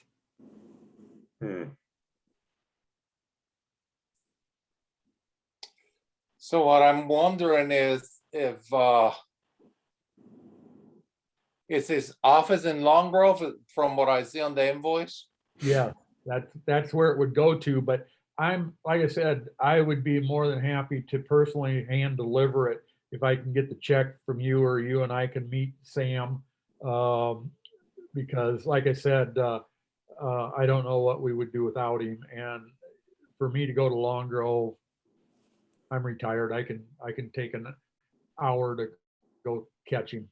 Oh, yeah, no, that's not a problem. I'm just thinking if it would be possible just to drive to the office and if they would accept a card, the debit card, instead of writing them a check. Because we're very limited on those. I don't know if I have any more. I gotta look through all the boxes that are in the garage right now to see if there's any other checks in there. Because the one that I have, the book that I have on my briefcase only has a couple of them left. So Sam, if I can make a recommendation then on that, what I did with some guys that did some work for me here, I called them up and gave them the card number over the phone. They took it. Right. So maybe you could give them a call and say, hey, we'd like to get you paid right away. You know, can I just give you our card number over the phone and you can do it? Can do that. I can try doing that, yeah. And then if they say that, As far as the $50, should I do that the same way as well, or should I just? Do that as a check. yeah, because I don't think that, you know, you'll want to pay with, unless, when you do the debit card and stuff, they do get socked a fee. So I don't know whether they might not want to do a card or that. It depends on how the guy bid us. So, but it's worth a phone call. Okay. What do you think, Mike? I mean, whatever works out that he gets paid for his services, the $29.10 and then the $50 separate, that's fine. And Sam, if you need me to make it happen to meet you somewhere, I think you're over in Illinois, meet at the bridge or whatever, I'll go the extra mile just because I like that outfit that helped us out. Yeah, that's fine. I wonder if would they be open on Thursday? And I know we want to do it quickly, but I'm working tomorrow on Wednesday. Thursday I'm off, and I don't have a problem running out there. Yeah, if I find out where he's at, he might even be pouring sidewalks or a driveway here, even in town. If I had it, I'd just take it to him and meet him on his job site too. well, that's a great idea. Yeah. Whatever it takes. Okay. So you and I just need to communicate, and we'll expedite it as quickly as we possibly can within reason. And we'll order some more checks. If it was given to him by this Thursday, if possible. You know, I would say let Mike and Sam work out the details, but if you're going to meet him in person, I think the most effective thing to do would be give him a check for $300 or the $2,910 and give him a $50 greenback. Yeah. Yeah, that'd be great. Nothing like cash. As long as Sam can do it, you know, whatever it takes. Whatever works. I'm willing to work with you guys, whatever you want to do. Okay. You good? I'll get a hold of you within the next couple of days. Yeah, that's fine. Like I said, if we could get him paid by Thursday, even Friday morning, well, yeah, I'd rather do it by Thursday night. No, Thursday is fine. Yeah. So we'll just communicate back and forth. I'll try to keep an eye out for email, whatever. Okay. I'll text you my phone or email you my phone number too, or whatever. Hey, Mike, do you do text messages? Yes. Okay, because Sam does too. So and that's really usually quicker than checking email. So Yeah, I know. So Sam can send you a text message and say, hey, I got it. yeah, send it to me and then I'll keep an eye out and we'll meet up. You can have my phone number too. Okay. So just let's try to get him paid by Thursday. Cause I kind of told him today, since we held the first checkup, that we would respond quickly. Sure. Okay, so back to the treasurer's report. What would our observatory fund be after the 2960?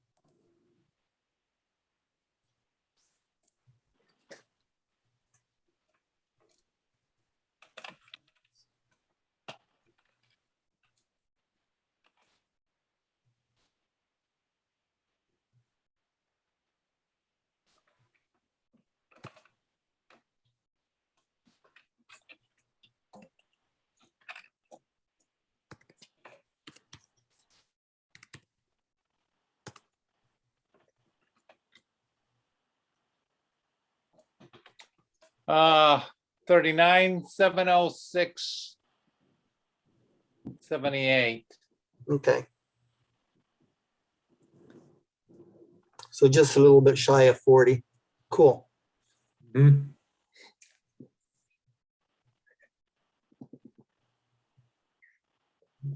And who wants to make a motion to approve the treasurer's report?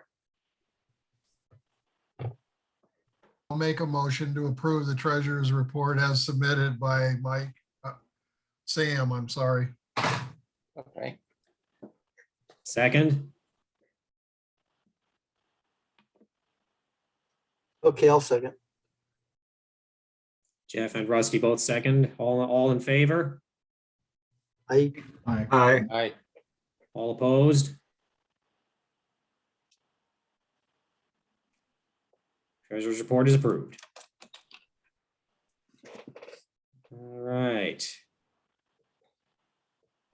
Now, the observatory relocation.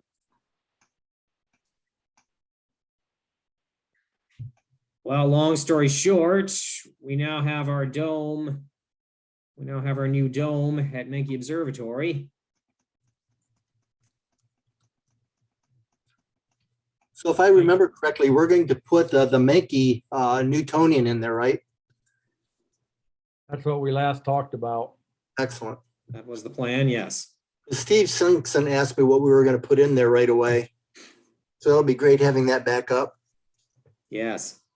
So we'll have to probably get a big piece of plate steel. I don't know. I think the one that the cave mount now is just a piece of 1/4 inch, and I don't know. I think we should probably make it at least a 1/2 inch. That's a heavy scope in there with the mount and the counterweight and everything else. And through the winter, the machining going to have to make it mount on that 1 foot square bolt pattern, and then the cave mount that's there now, the base plate that looks like it was kind of remanufactured. It's 7 inches by 10 inches. So the secondary set of holes have to be drilled in this adapter plate, I call it. And then it's just a matter of bolting everything together. But we're going to I'll do some research and see if I can find a piece of at least 1/2 inch, and maybe you guys want to think about it. Maybe it should even be 5/8 thick or whatever, but it's going to have to be about 13, 14 inches square piece of steel. And then we're going to have to get the holes. I got the template that we used when we put the bolts in the cement for the 12-inch square.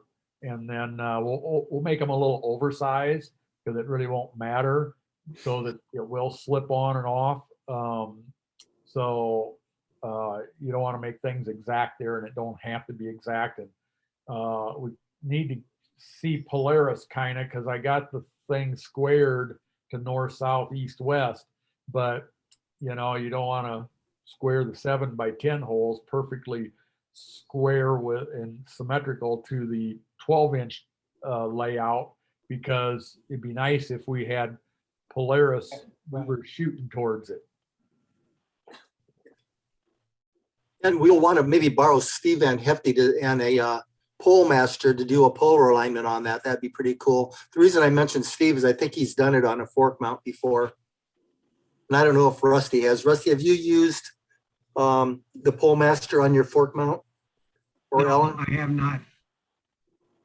Yeah, it's a little bit different beastie to do it that way, but we'll get a good polar alignment that way. So Mike, this metal plate you're talking about, will we use that same one that we get to put when we put the Newtonian back in the roll-off building? Well, we could. In fact, we could take that 1/4-inch piece, if that's what the thickness of that is. It's in there in the Mickey roll-off now.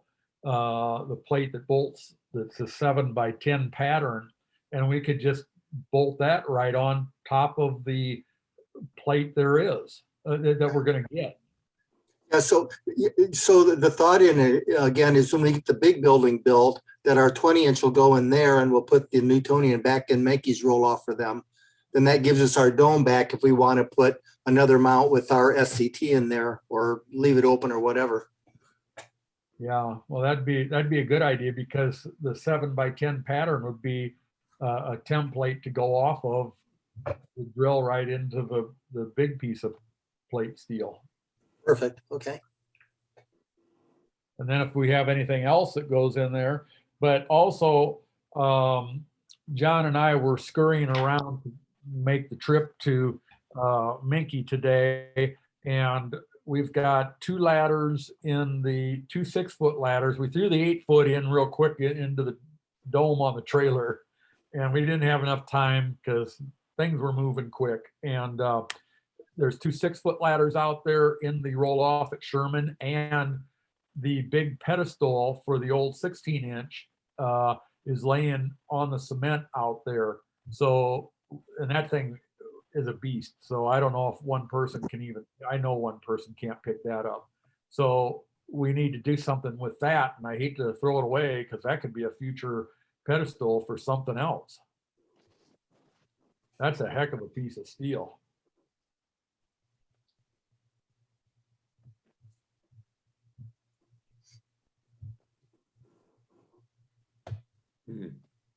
So anyway, as I see it, at least one more trip.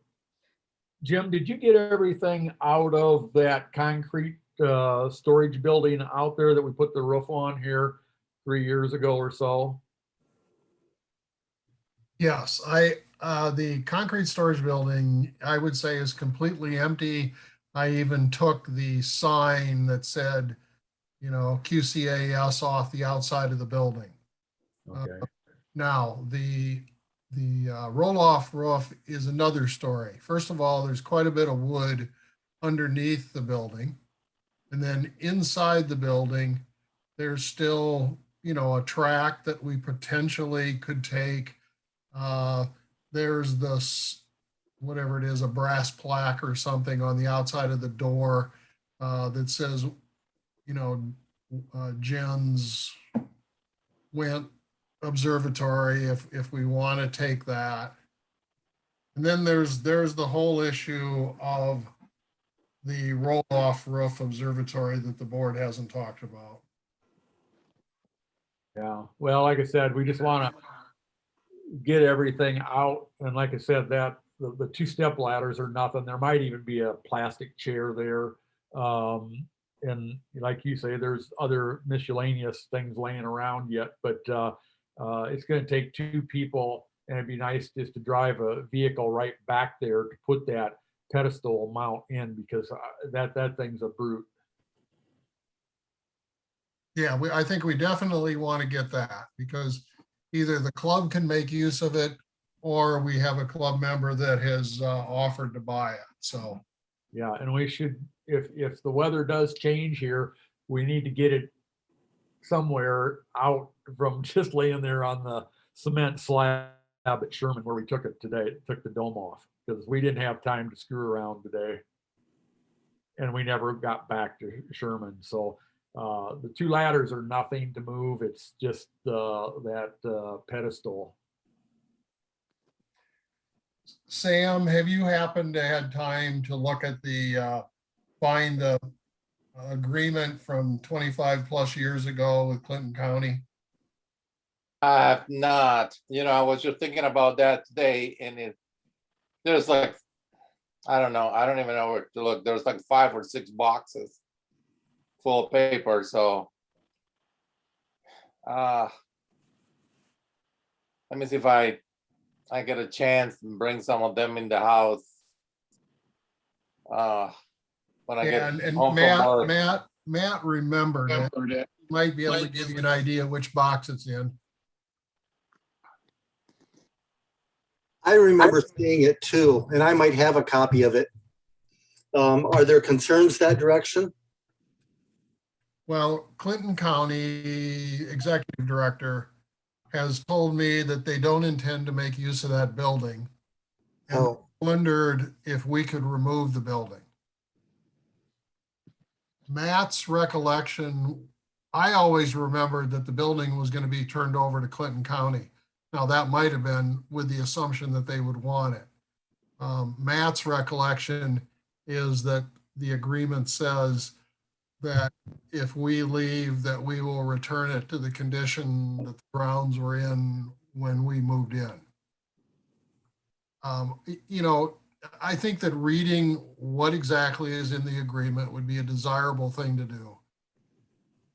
But on the other hand, I think just from what's right to do is if Clinton County wants to get rid of that building,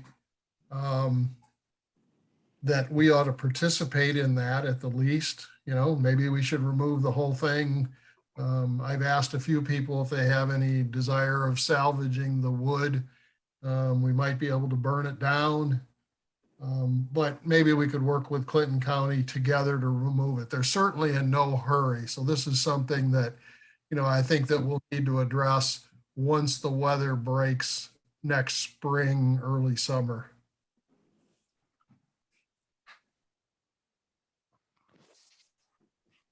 They are interested in the block building. They plan to make use of the block building. This is only a discussion of the 20 by 20 elevated roll-off roof building.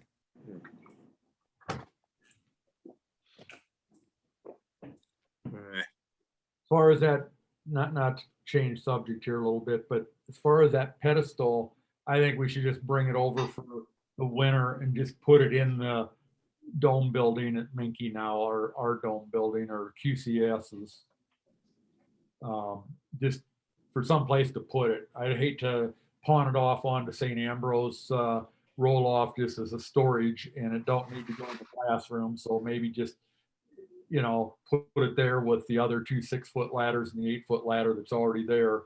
And like I said, John and I are planning on going out Wednesday to dismantle all the timbers and all that we used, and the rigging to move it. We didn't have time for that today. I stayed and anchored it down to the cement, but didn't get any farther than that. But it won't take us but about an hour Wednesday to take the timbers out and the rigging. And I think John's going to take all them timbers out of there and take them to Dana, because Dana gave him some of them. But I think we should just put the pedestal and those 3 ladders at least in the dome building, and maybe that plastic chair if somebody wants to sit in there or something. But that'll kind of tidy things up a little more at Sherman and get the stuff we want for sure over to the dome building for now, and then we can decide what we want to do with some of that stuff through the winter or the spring. Okay. does anybody have any pictures, Robert? Do you want to show any of the pictures that don't move that Mike sent? Mike, mine didn't download yet. I think they got stuck in my email, so I'll have to look for them. Well, you got a lot of them. I sent you a lot, but like I said, we need to try to get a flash drive together because I got 50, 60, 70 pictures. I don't know. I put pictures all the way through the whole last 2 weeks. Yeah, I'll share my screen and show everyone what I've got. okay. Here we go. Right. It's a missile silo. A very small one. That was working on the slab foundation. That'll be 2 weeks ago this Thursday and Friday, I think. December 9th. That's when I got these. Yeah, I'm sure it was. Yes. And looking down into the silo. Your pictures aren't showing it. It's just showing your browser or your the four. Hang on a minute. You got to share your screen, I think. I am sharing it. Well, no, Yeah, I think you're sharing just that screen. There's a difference when you're showing the whole thing, and let me get mine. What are you talking? I'm sharing the photo right now. No, we're not. no, you're not. I Not? see four No, photos. you're just sharing the thumbnails. Yeah. Hang on a minute. Yeah. Wait a minute. Just the. Now, Yeah, make sure you do the one that says screen. how's that? Yep. There. there Yeah, it is. now. That's it? Yep. Yeah. Okay. So That there's was that on one. That was on Thursday, the 9th. The 9th, yes. Yeah. Very first started, and we got the forms up, and we put the auger in the ground, the 24-inch auger, and poured the pier that day. And then on Friday, the 10th, we came back and poured the slab. Mhm. And then that next Monday, they came back and they backfilled it and pulled the forms. Right. And how deep did they dig? They dig that? I'd say about 50 inches. 50 inches, okay. And then there's another view of it. Cool. And here, okay, here you can see what part of the lot it's located at. It's in the northeast corner. Northeast corner, yes. All right. Awesome. Yep. That's all I had for that day. Let's see. Well, now if I can get the next day. This holiday, US Cellular is giving everyone something to cheer about. Right now, choose any phone from any brand. Wait a minute, that's not right. Oh, what? Oh, what's this thing doing? Okay. Try that again. Is that showing up? Yep. Yep. Okay, is that that's where they were laying the cement? Yeah, that was the next day after the pier was poured. That's Friday morning. Yep. And there it is. Late in the day. Completed. Or no, that's after they, I think, saw cut it on that Saturday. That was probably back on Monday or something. This was Monday. Maybe, but they backfilled it too. It might have been Sunday too, because he cut it. I bet it was Sunday I was out there and I took that picture. And on Monday, he pulled the forms and backfilled it. Yeah, Mike, if you see him, if he wants to do another one of those, only a 12 by 12 square, he could do it at my place anytime here in Pleasant Valley. All right. Well, I'll mention it to him. I think the one worker today said that they're welcoming the shutdown for the winter because that their year has extended farther than they ever anticipated and everybody's burned out. But still, if a couple guys wanted to do it, it wouldn't take Heck yeah. nothing to do it. When was this? This would have been probably Monday afternoon, Tuesday, when I was out there after they backfilled it. It might even been sometime the beginning of that week of the 13th. I've got this photo of the 13th, I think. So is the ground level there, or is there a little bit of a raise all the way around? There's a little bit of a raise because I told him to keep it up because we didn't want a low end into the turf. I said, we want water to run away from the thing and not. So I said, keep it a little high, but the south end is really high. Okay. We could have even used another load of dirt, but he said he gave us that dirt because he was coming there to pull the forms anyway, and they had a lot of dirt at wherever their shop is. Maybe we can get out there with a bag of seed this spring, unless Dave Mercia wants to do it. Yeah. I'm taking a spade out Wednesday too, because where the north or the south half of that dome curves around, that dirt is right underneath the aluminum now. And also the door barely shuts. We had to pull away a little bit of the dirt, the backfill, to open the door today too. And I want to give that an inch or two below that or taper it out, because if frost comes and that raises at all, you might not get that door open, or the ground could come up on that south half and raise havoc with the aluminum. So so I'm going to pull a little dirt away from the edge, like an inch or inch and a half, so we got room for frost, but at least it faces south so it gets the sun, which will help keep it a little warmer, the ground there. Dr. Mitchell, Dave Mercia sent you a photo of the dome sitting on that concrete slab today, if that's a convenient one for you to show the membership.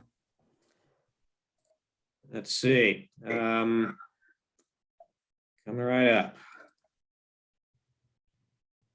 Actually, well, okay, here. So what I've got going on here is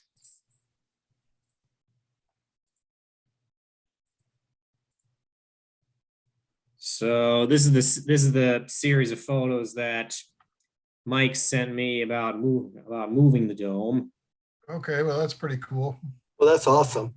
Oh, look at that. It helps to have the right equipment. You're not kidding. Oh my gosh. There's a large flatbed. Seeing we are going down the highway. Yep. We stayed to the left seat to make sure we had plenty of room for the wires, which we did, but you got to think of everything. I see what you mean.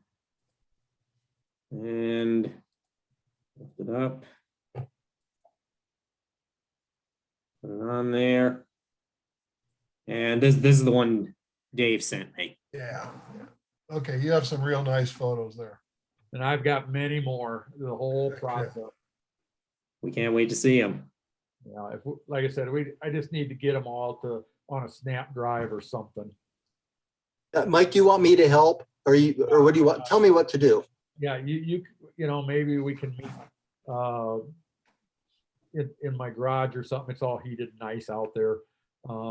If you want to come over, and I'll have my phone, and they're all stored on my phone, but it's not in a folder because I got a couple other pictures here or there too.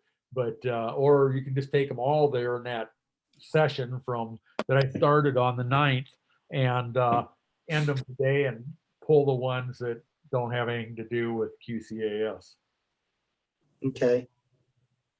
So whatever it takes, I'm sure I could probably figure it out, but I just don't want to take the time to mess with it if somebody knows how to do it quicker. Do you want me to stop over tomorrow after 4?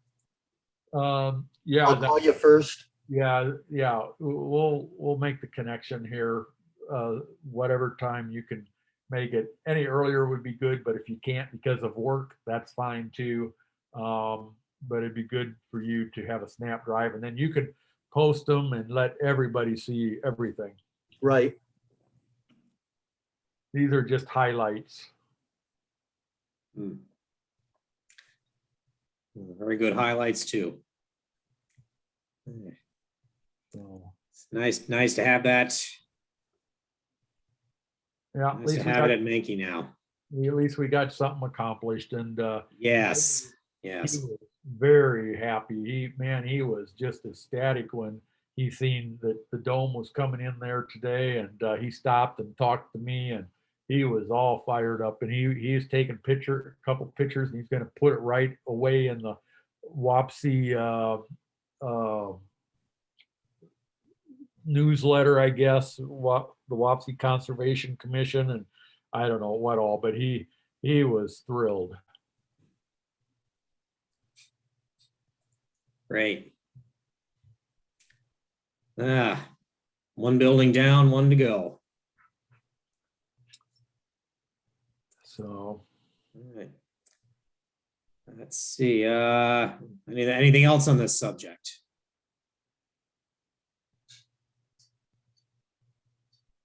No, I mean, I'll just take the opportunity on behalf of everybody in the club just to say thanks to everyone that worked on this. I mean, Mike and John were certainly the biggest part, but I know Dana had intended to kind of lead the effort and then work got in his way, but he helped with planning, and there's certainly been other people that have participated. So thanks a lot, Mike and John. Thank you very much. Thank you very much. you're welcome, and thanks, Jim, for getting us motivated here, really motivated with the Carver Trust, and get us going on this whole process earlier, even in the fall, clearing out the buildings out there and everything else.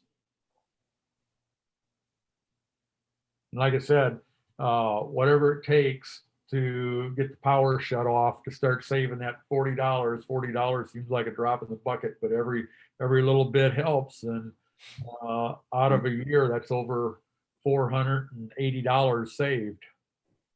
Yes. Sam, do you want me to try to get that shut off, or do you want to call him? Okay, are we ready to shut it down now? Yes.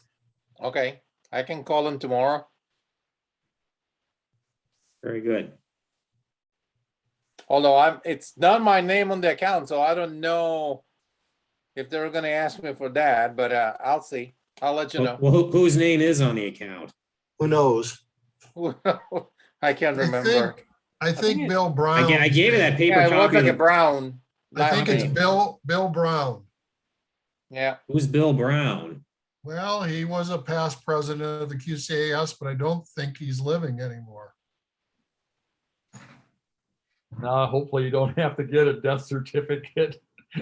Well, like I said, maybe me working it, if they don't want to do it for Sam, maybe me working at Mid-American, they'll take that.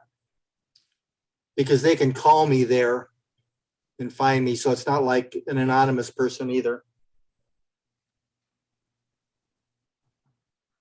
There is a weird way of doing it that I don't want to do, because you can have utilities put in your own name. So, we could call them and say, okay, transfer the service into my name. And then as soon as it's transferred, then turn it off. I'll call tomorrow and see what they say. Yeah, You think it's Alliance? I think it's Alliant. So we don't have to do a seance. No, I think it's some rural electric. What was it, Rural Electric? Yeah. An REA? Sam, I gave you I gave you the bill with, Yeah, it's RAC. yeah. All right. So you guys take care of this, and hopefully you can do it without having to hire a medium to get in touch with Bill Brown. Yeah, I'm pretty sure that's not a problem. Okay. All right, then there's one more item on the agenda. Now, I don't know if this counts as old business or new business, but we've got a possibility for doing in-person meetings again. Jeff is the one who arranged this. The Doubletree Hotel in downtown Davenport said that we could meet there in person for the time being. So to go a little bit more detail, Doubletree bought out Radisson right across from Mid-American Energy, 106 East 2nd Street. So it's right across. You can park on the parking ramp that they charge, but they have parking behind the facility that's free, and there's on-street parking that's free. We'd be meeting in the dining area right on the main level, so there's no stairs or anything. I went there the other night. He was going to have coffee there for us, and I think they forgot because it wasn't out. But it sounds like they'll let us use it at no charge for a while. So I didn't know. Sorry, go ahead. I was going to say, I don't know how many people. I know Steve Sinkson was asking how soon we could have personal, in-person meetings again. So that kind of pushed me into asking the question over there. So how many of you here would go there live rather than be on Zoom? Depends on the weather that night, probably. Oh, the night that we met there, it was cold. It was cold. Now, my only concern is with that Omicron variant, a lot of things are starting to shut down again. So I wonder if they're going to be in agreement still at the beginning of the year. Well, the plan was that the board was going to try this location at our next board meeting and make it hybrid. So we'd we'd set up a Zoom link as well. So some of us on the board would show up in person. The rest would join online to see how feasible a hybrid style meeting would be at this location. So assuming Omicron doesn't get any worse, as far as I know, the plan is still to try that at least for the board meeting and try that out before we make any decision about whether or not to try it for general meetings.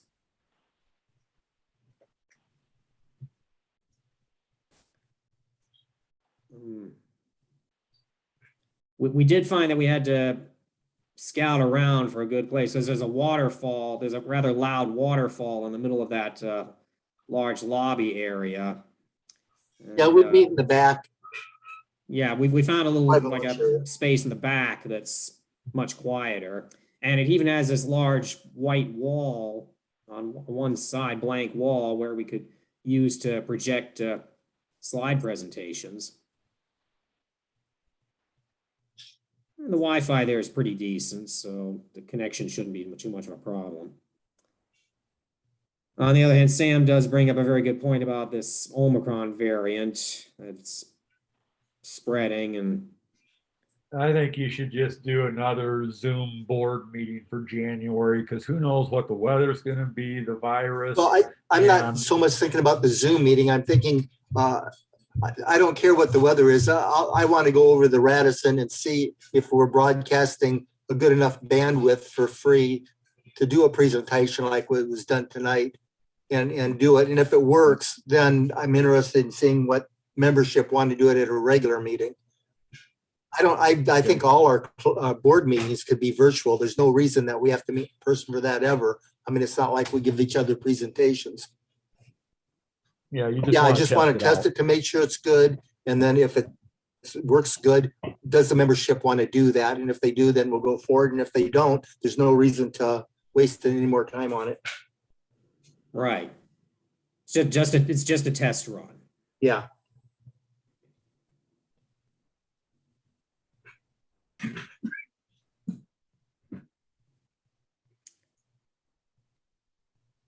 And just FYI, we've moved our board meetings back to the first Wednesday of the month.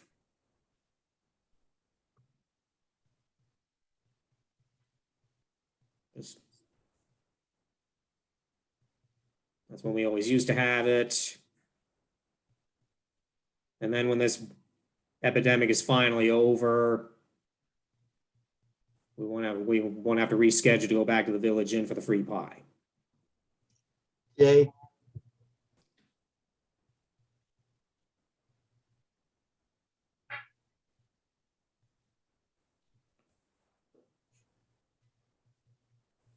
So anyway, whatever happens after the board meeting, we'll send out a general inquiry to see who's still interested in in-person meetings.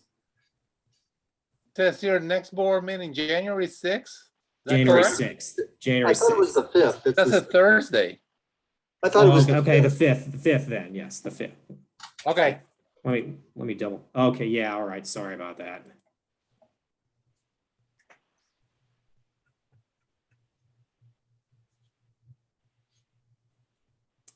It's next board meeting, January 5th, not 6th, Wednesday, yes. yep, okay. All right, is there any other business you feel we should bring up?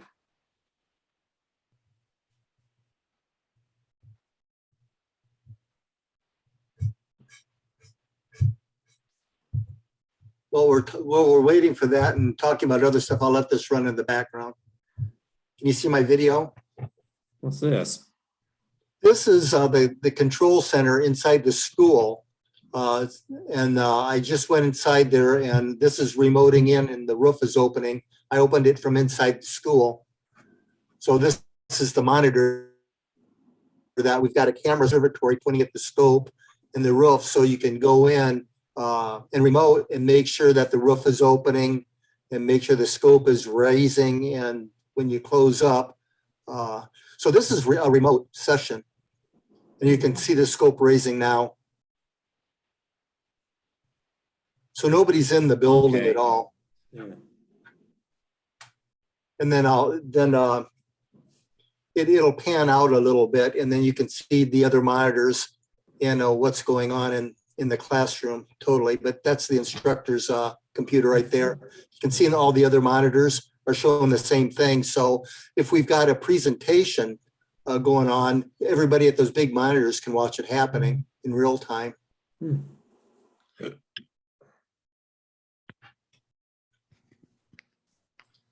So it'll slew the scope around and you can image from there and find objects.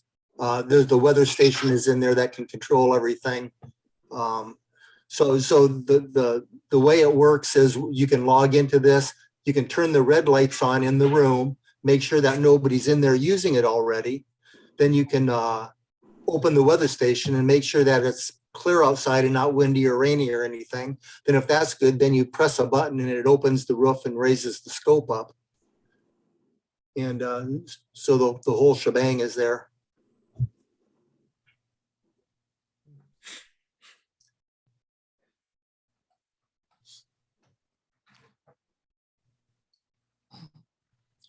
Yeah, that's very neat, Jeff. Now I can go over and close the roof. You just click on the button there. It'll lower the pier. As you can see, the scope's dropping down again.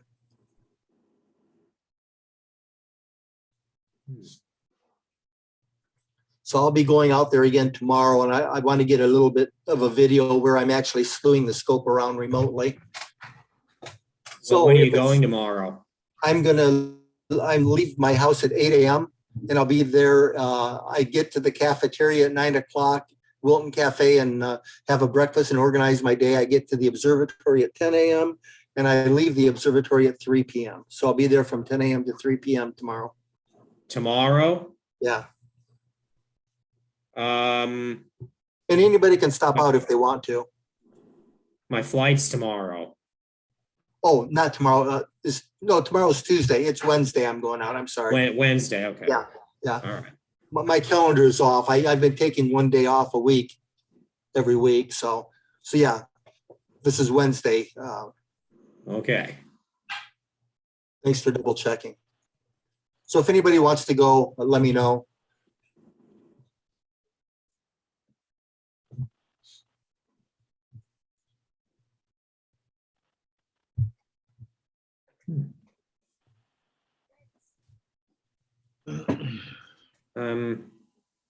Steve, you just joined us? Yeah, I was Christmas shopping. What'd you get me? You got nothing and you're going to like it. I know.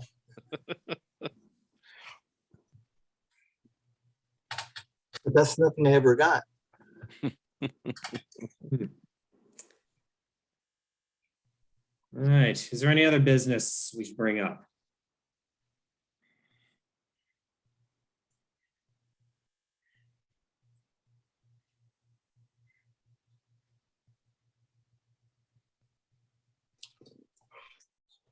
Anybody going out of town for the holidays? You are. Anyone else? Depends. Nope. Well.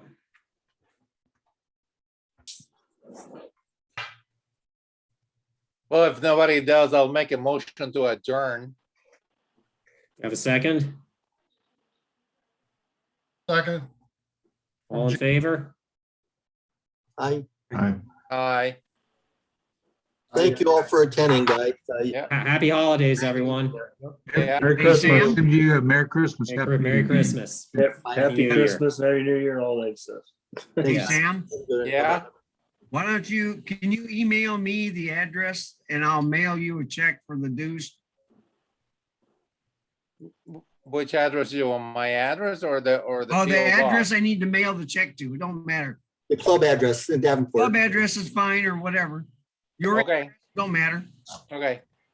I'll do that. Hey, All Sam, right. just send something out to the whole membership and put it in there. That way Rusty Yeah. and everybody else will get it. Yes. Okay. Okay, thanks. All right. All right. Bye. Good night, everyone. Good night. Bye. Good night. Bye.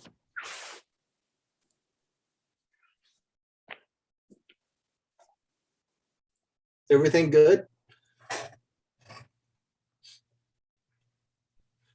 So, hey, oh, yeah, Mike's still on for a second. I'm signing off. Okay, have a good one. Bye-bye. See you later, Bye. Dr. Miss- See you tomorrow at 12:30ish. See you then. Yeah, thanks, Jeff. Bye-bye. Yeah. bye. Bye-bye.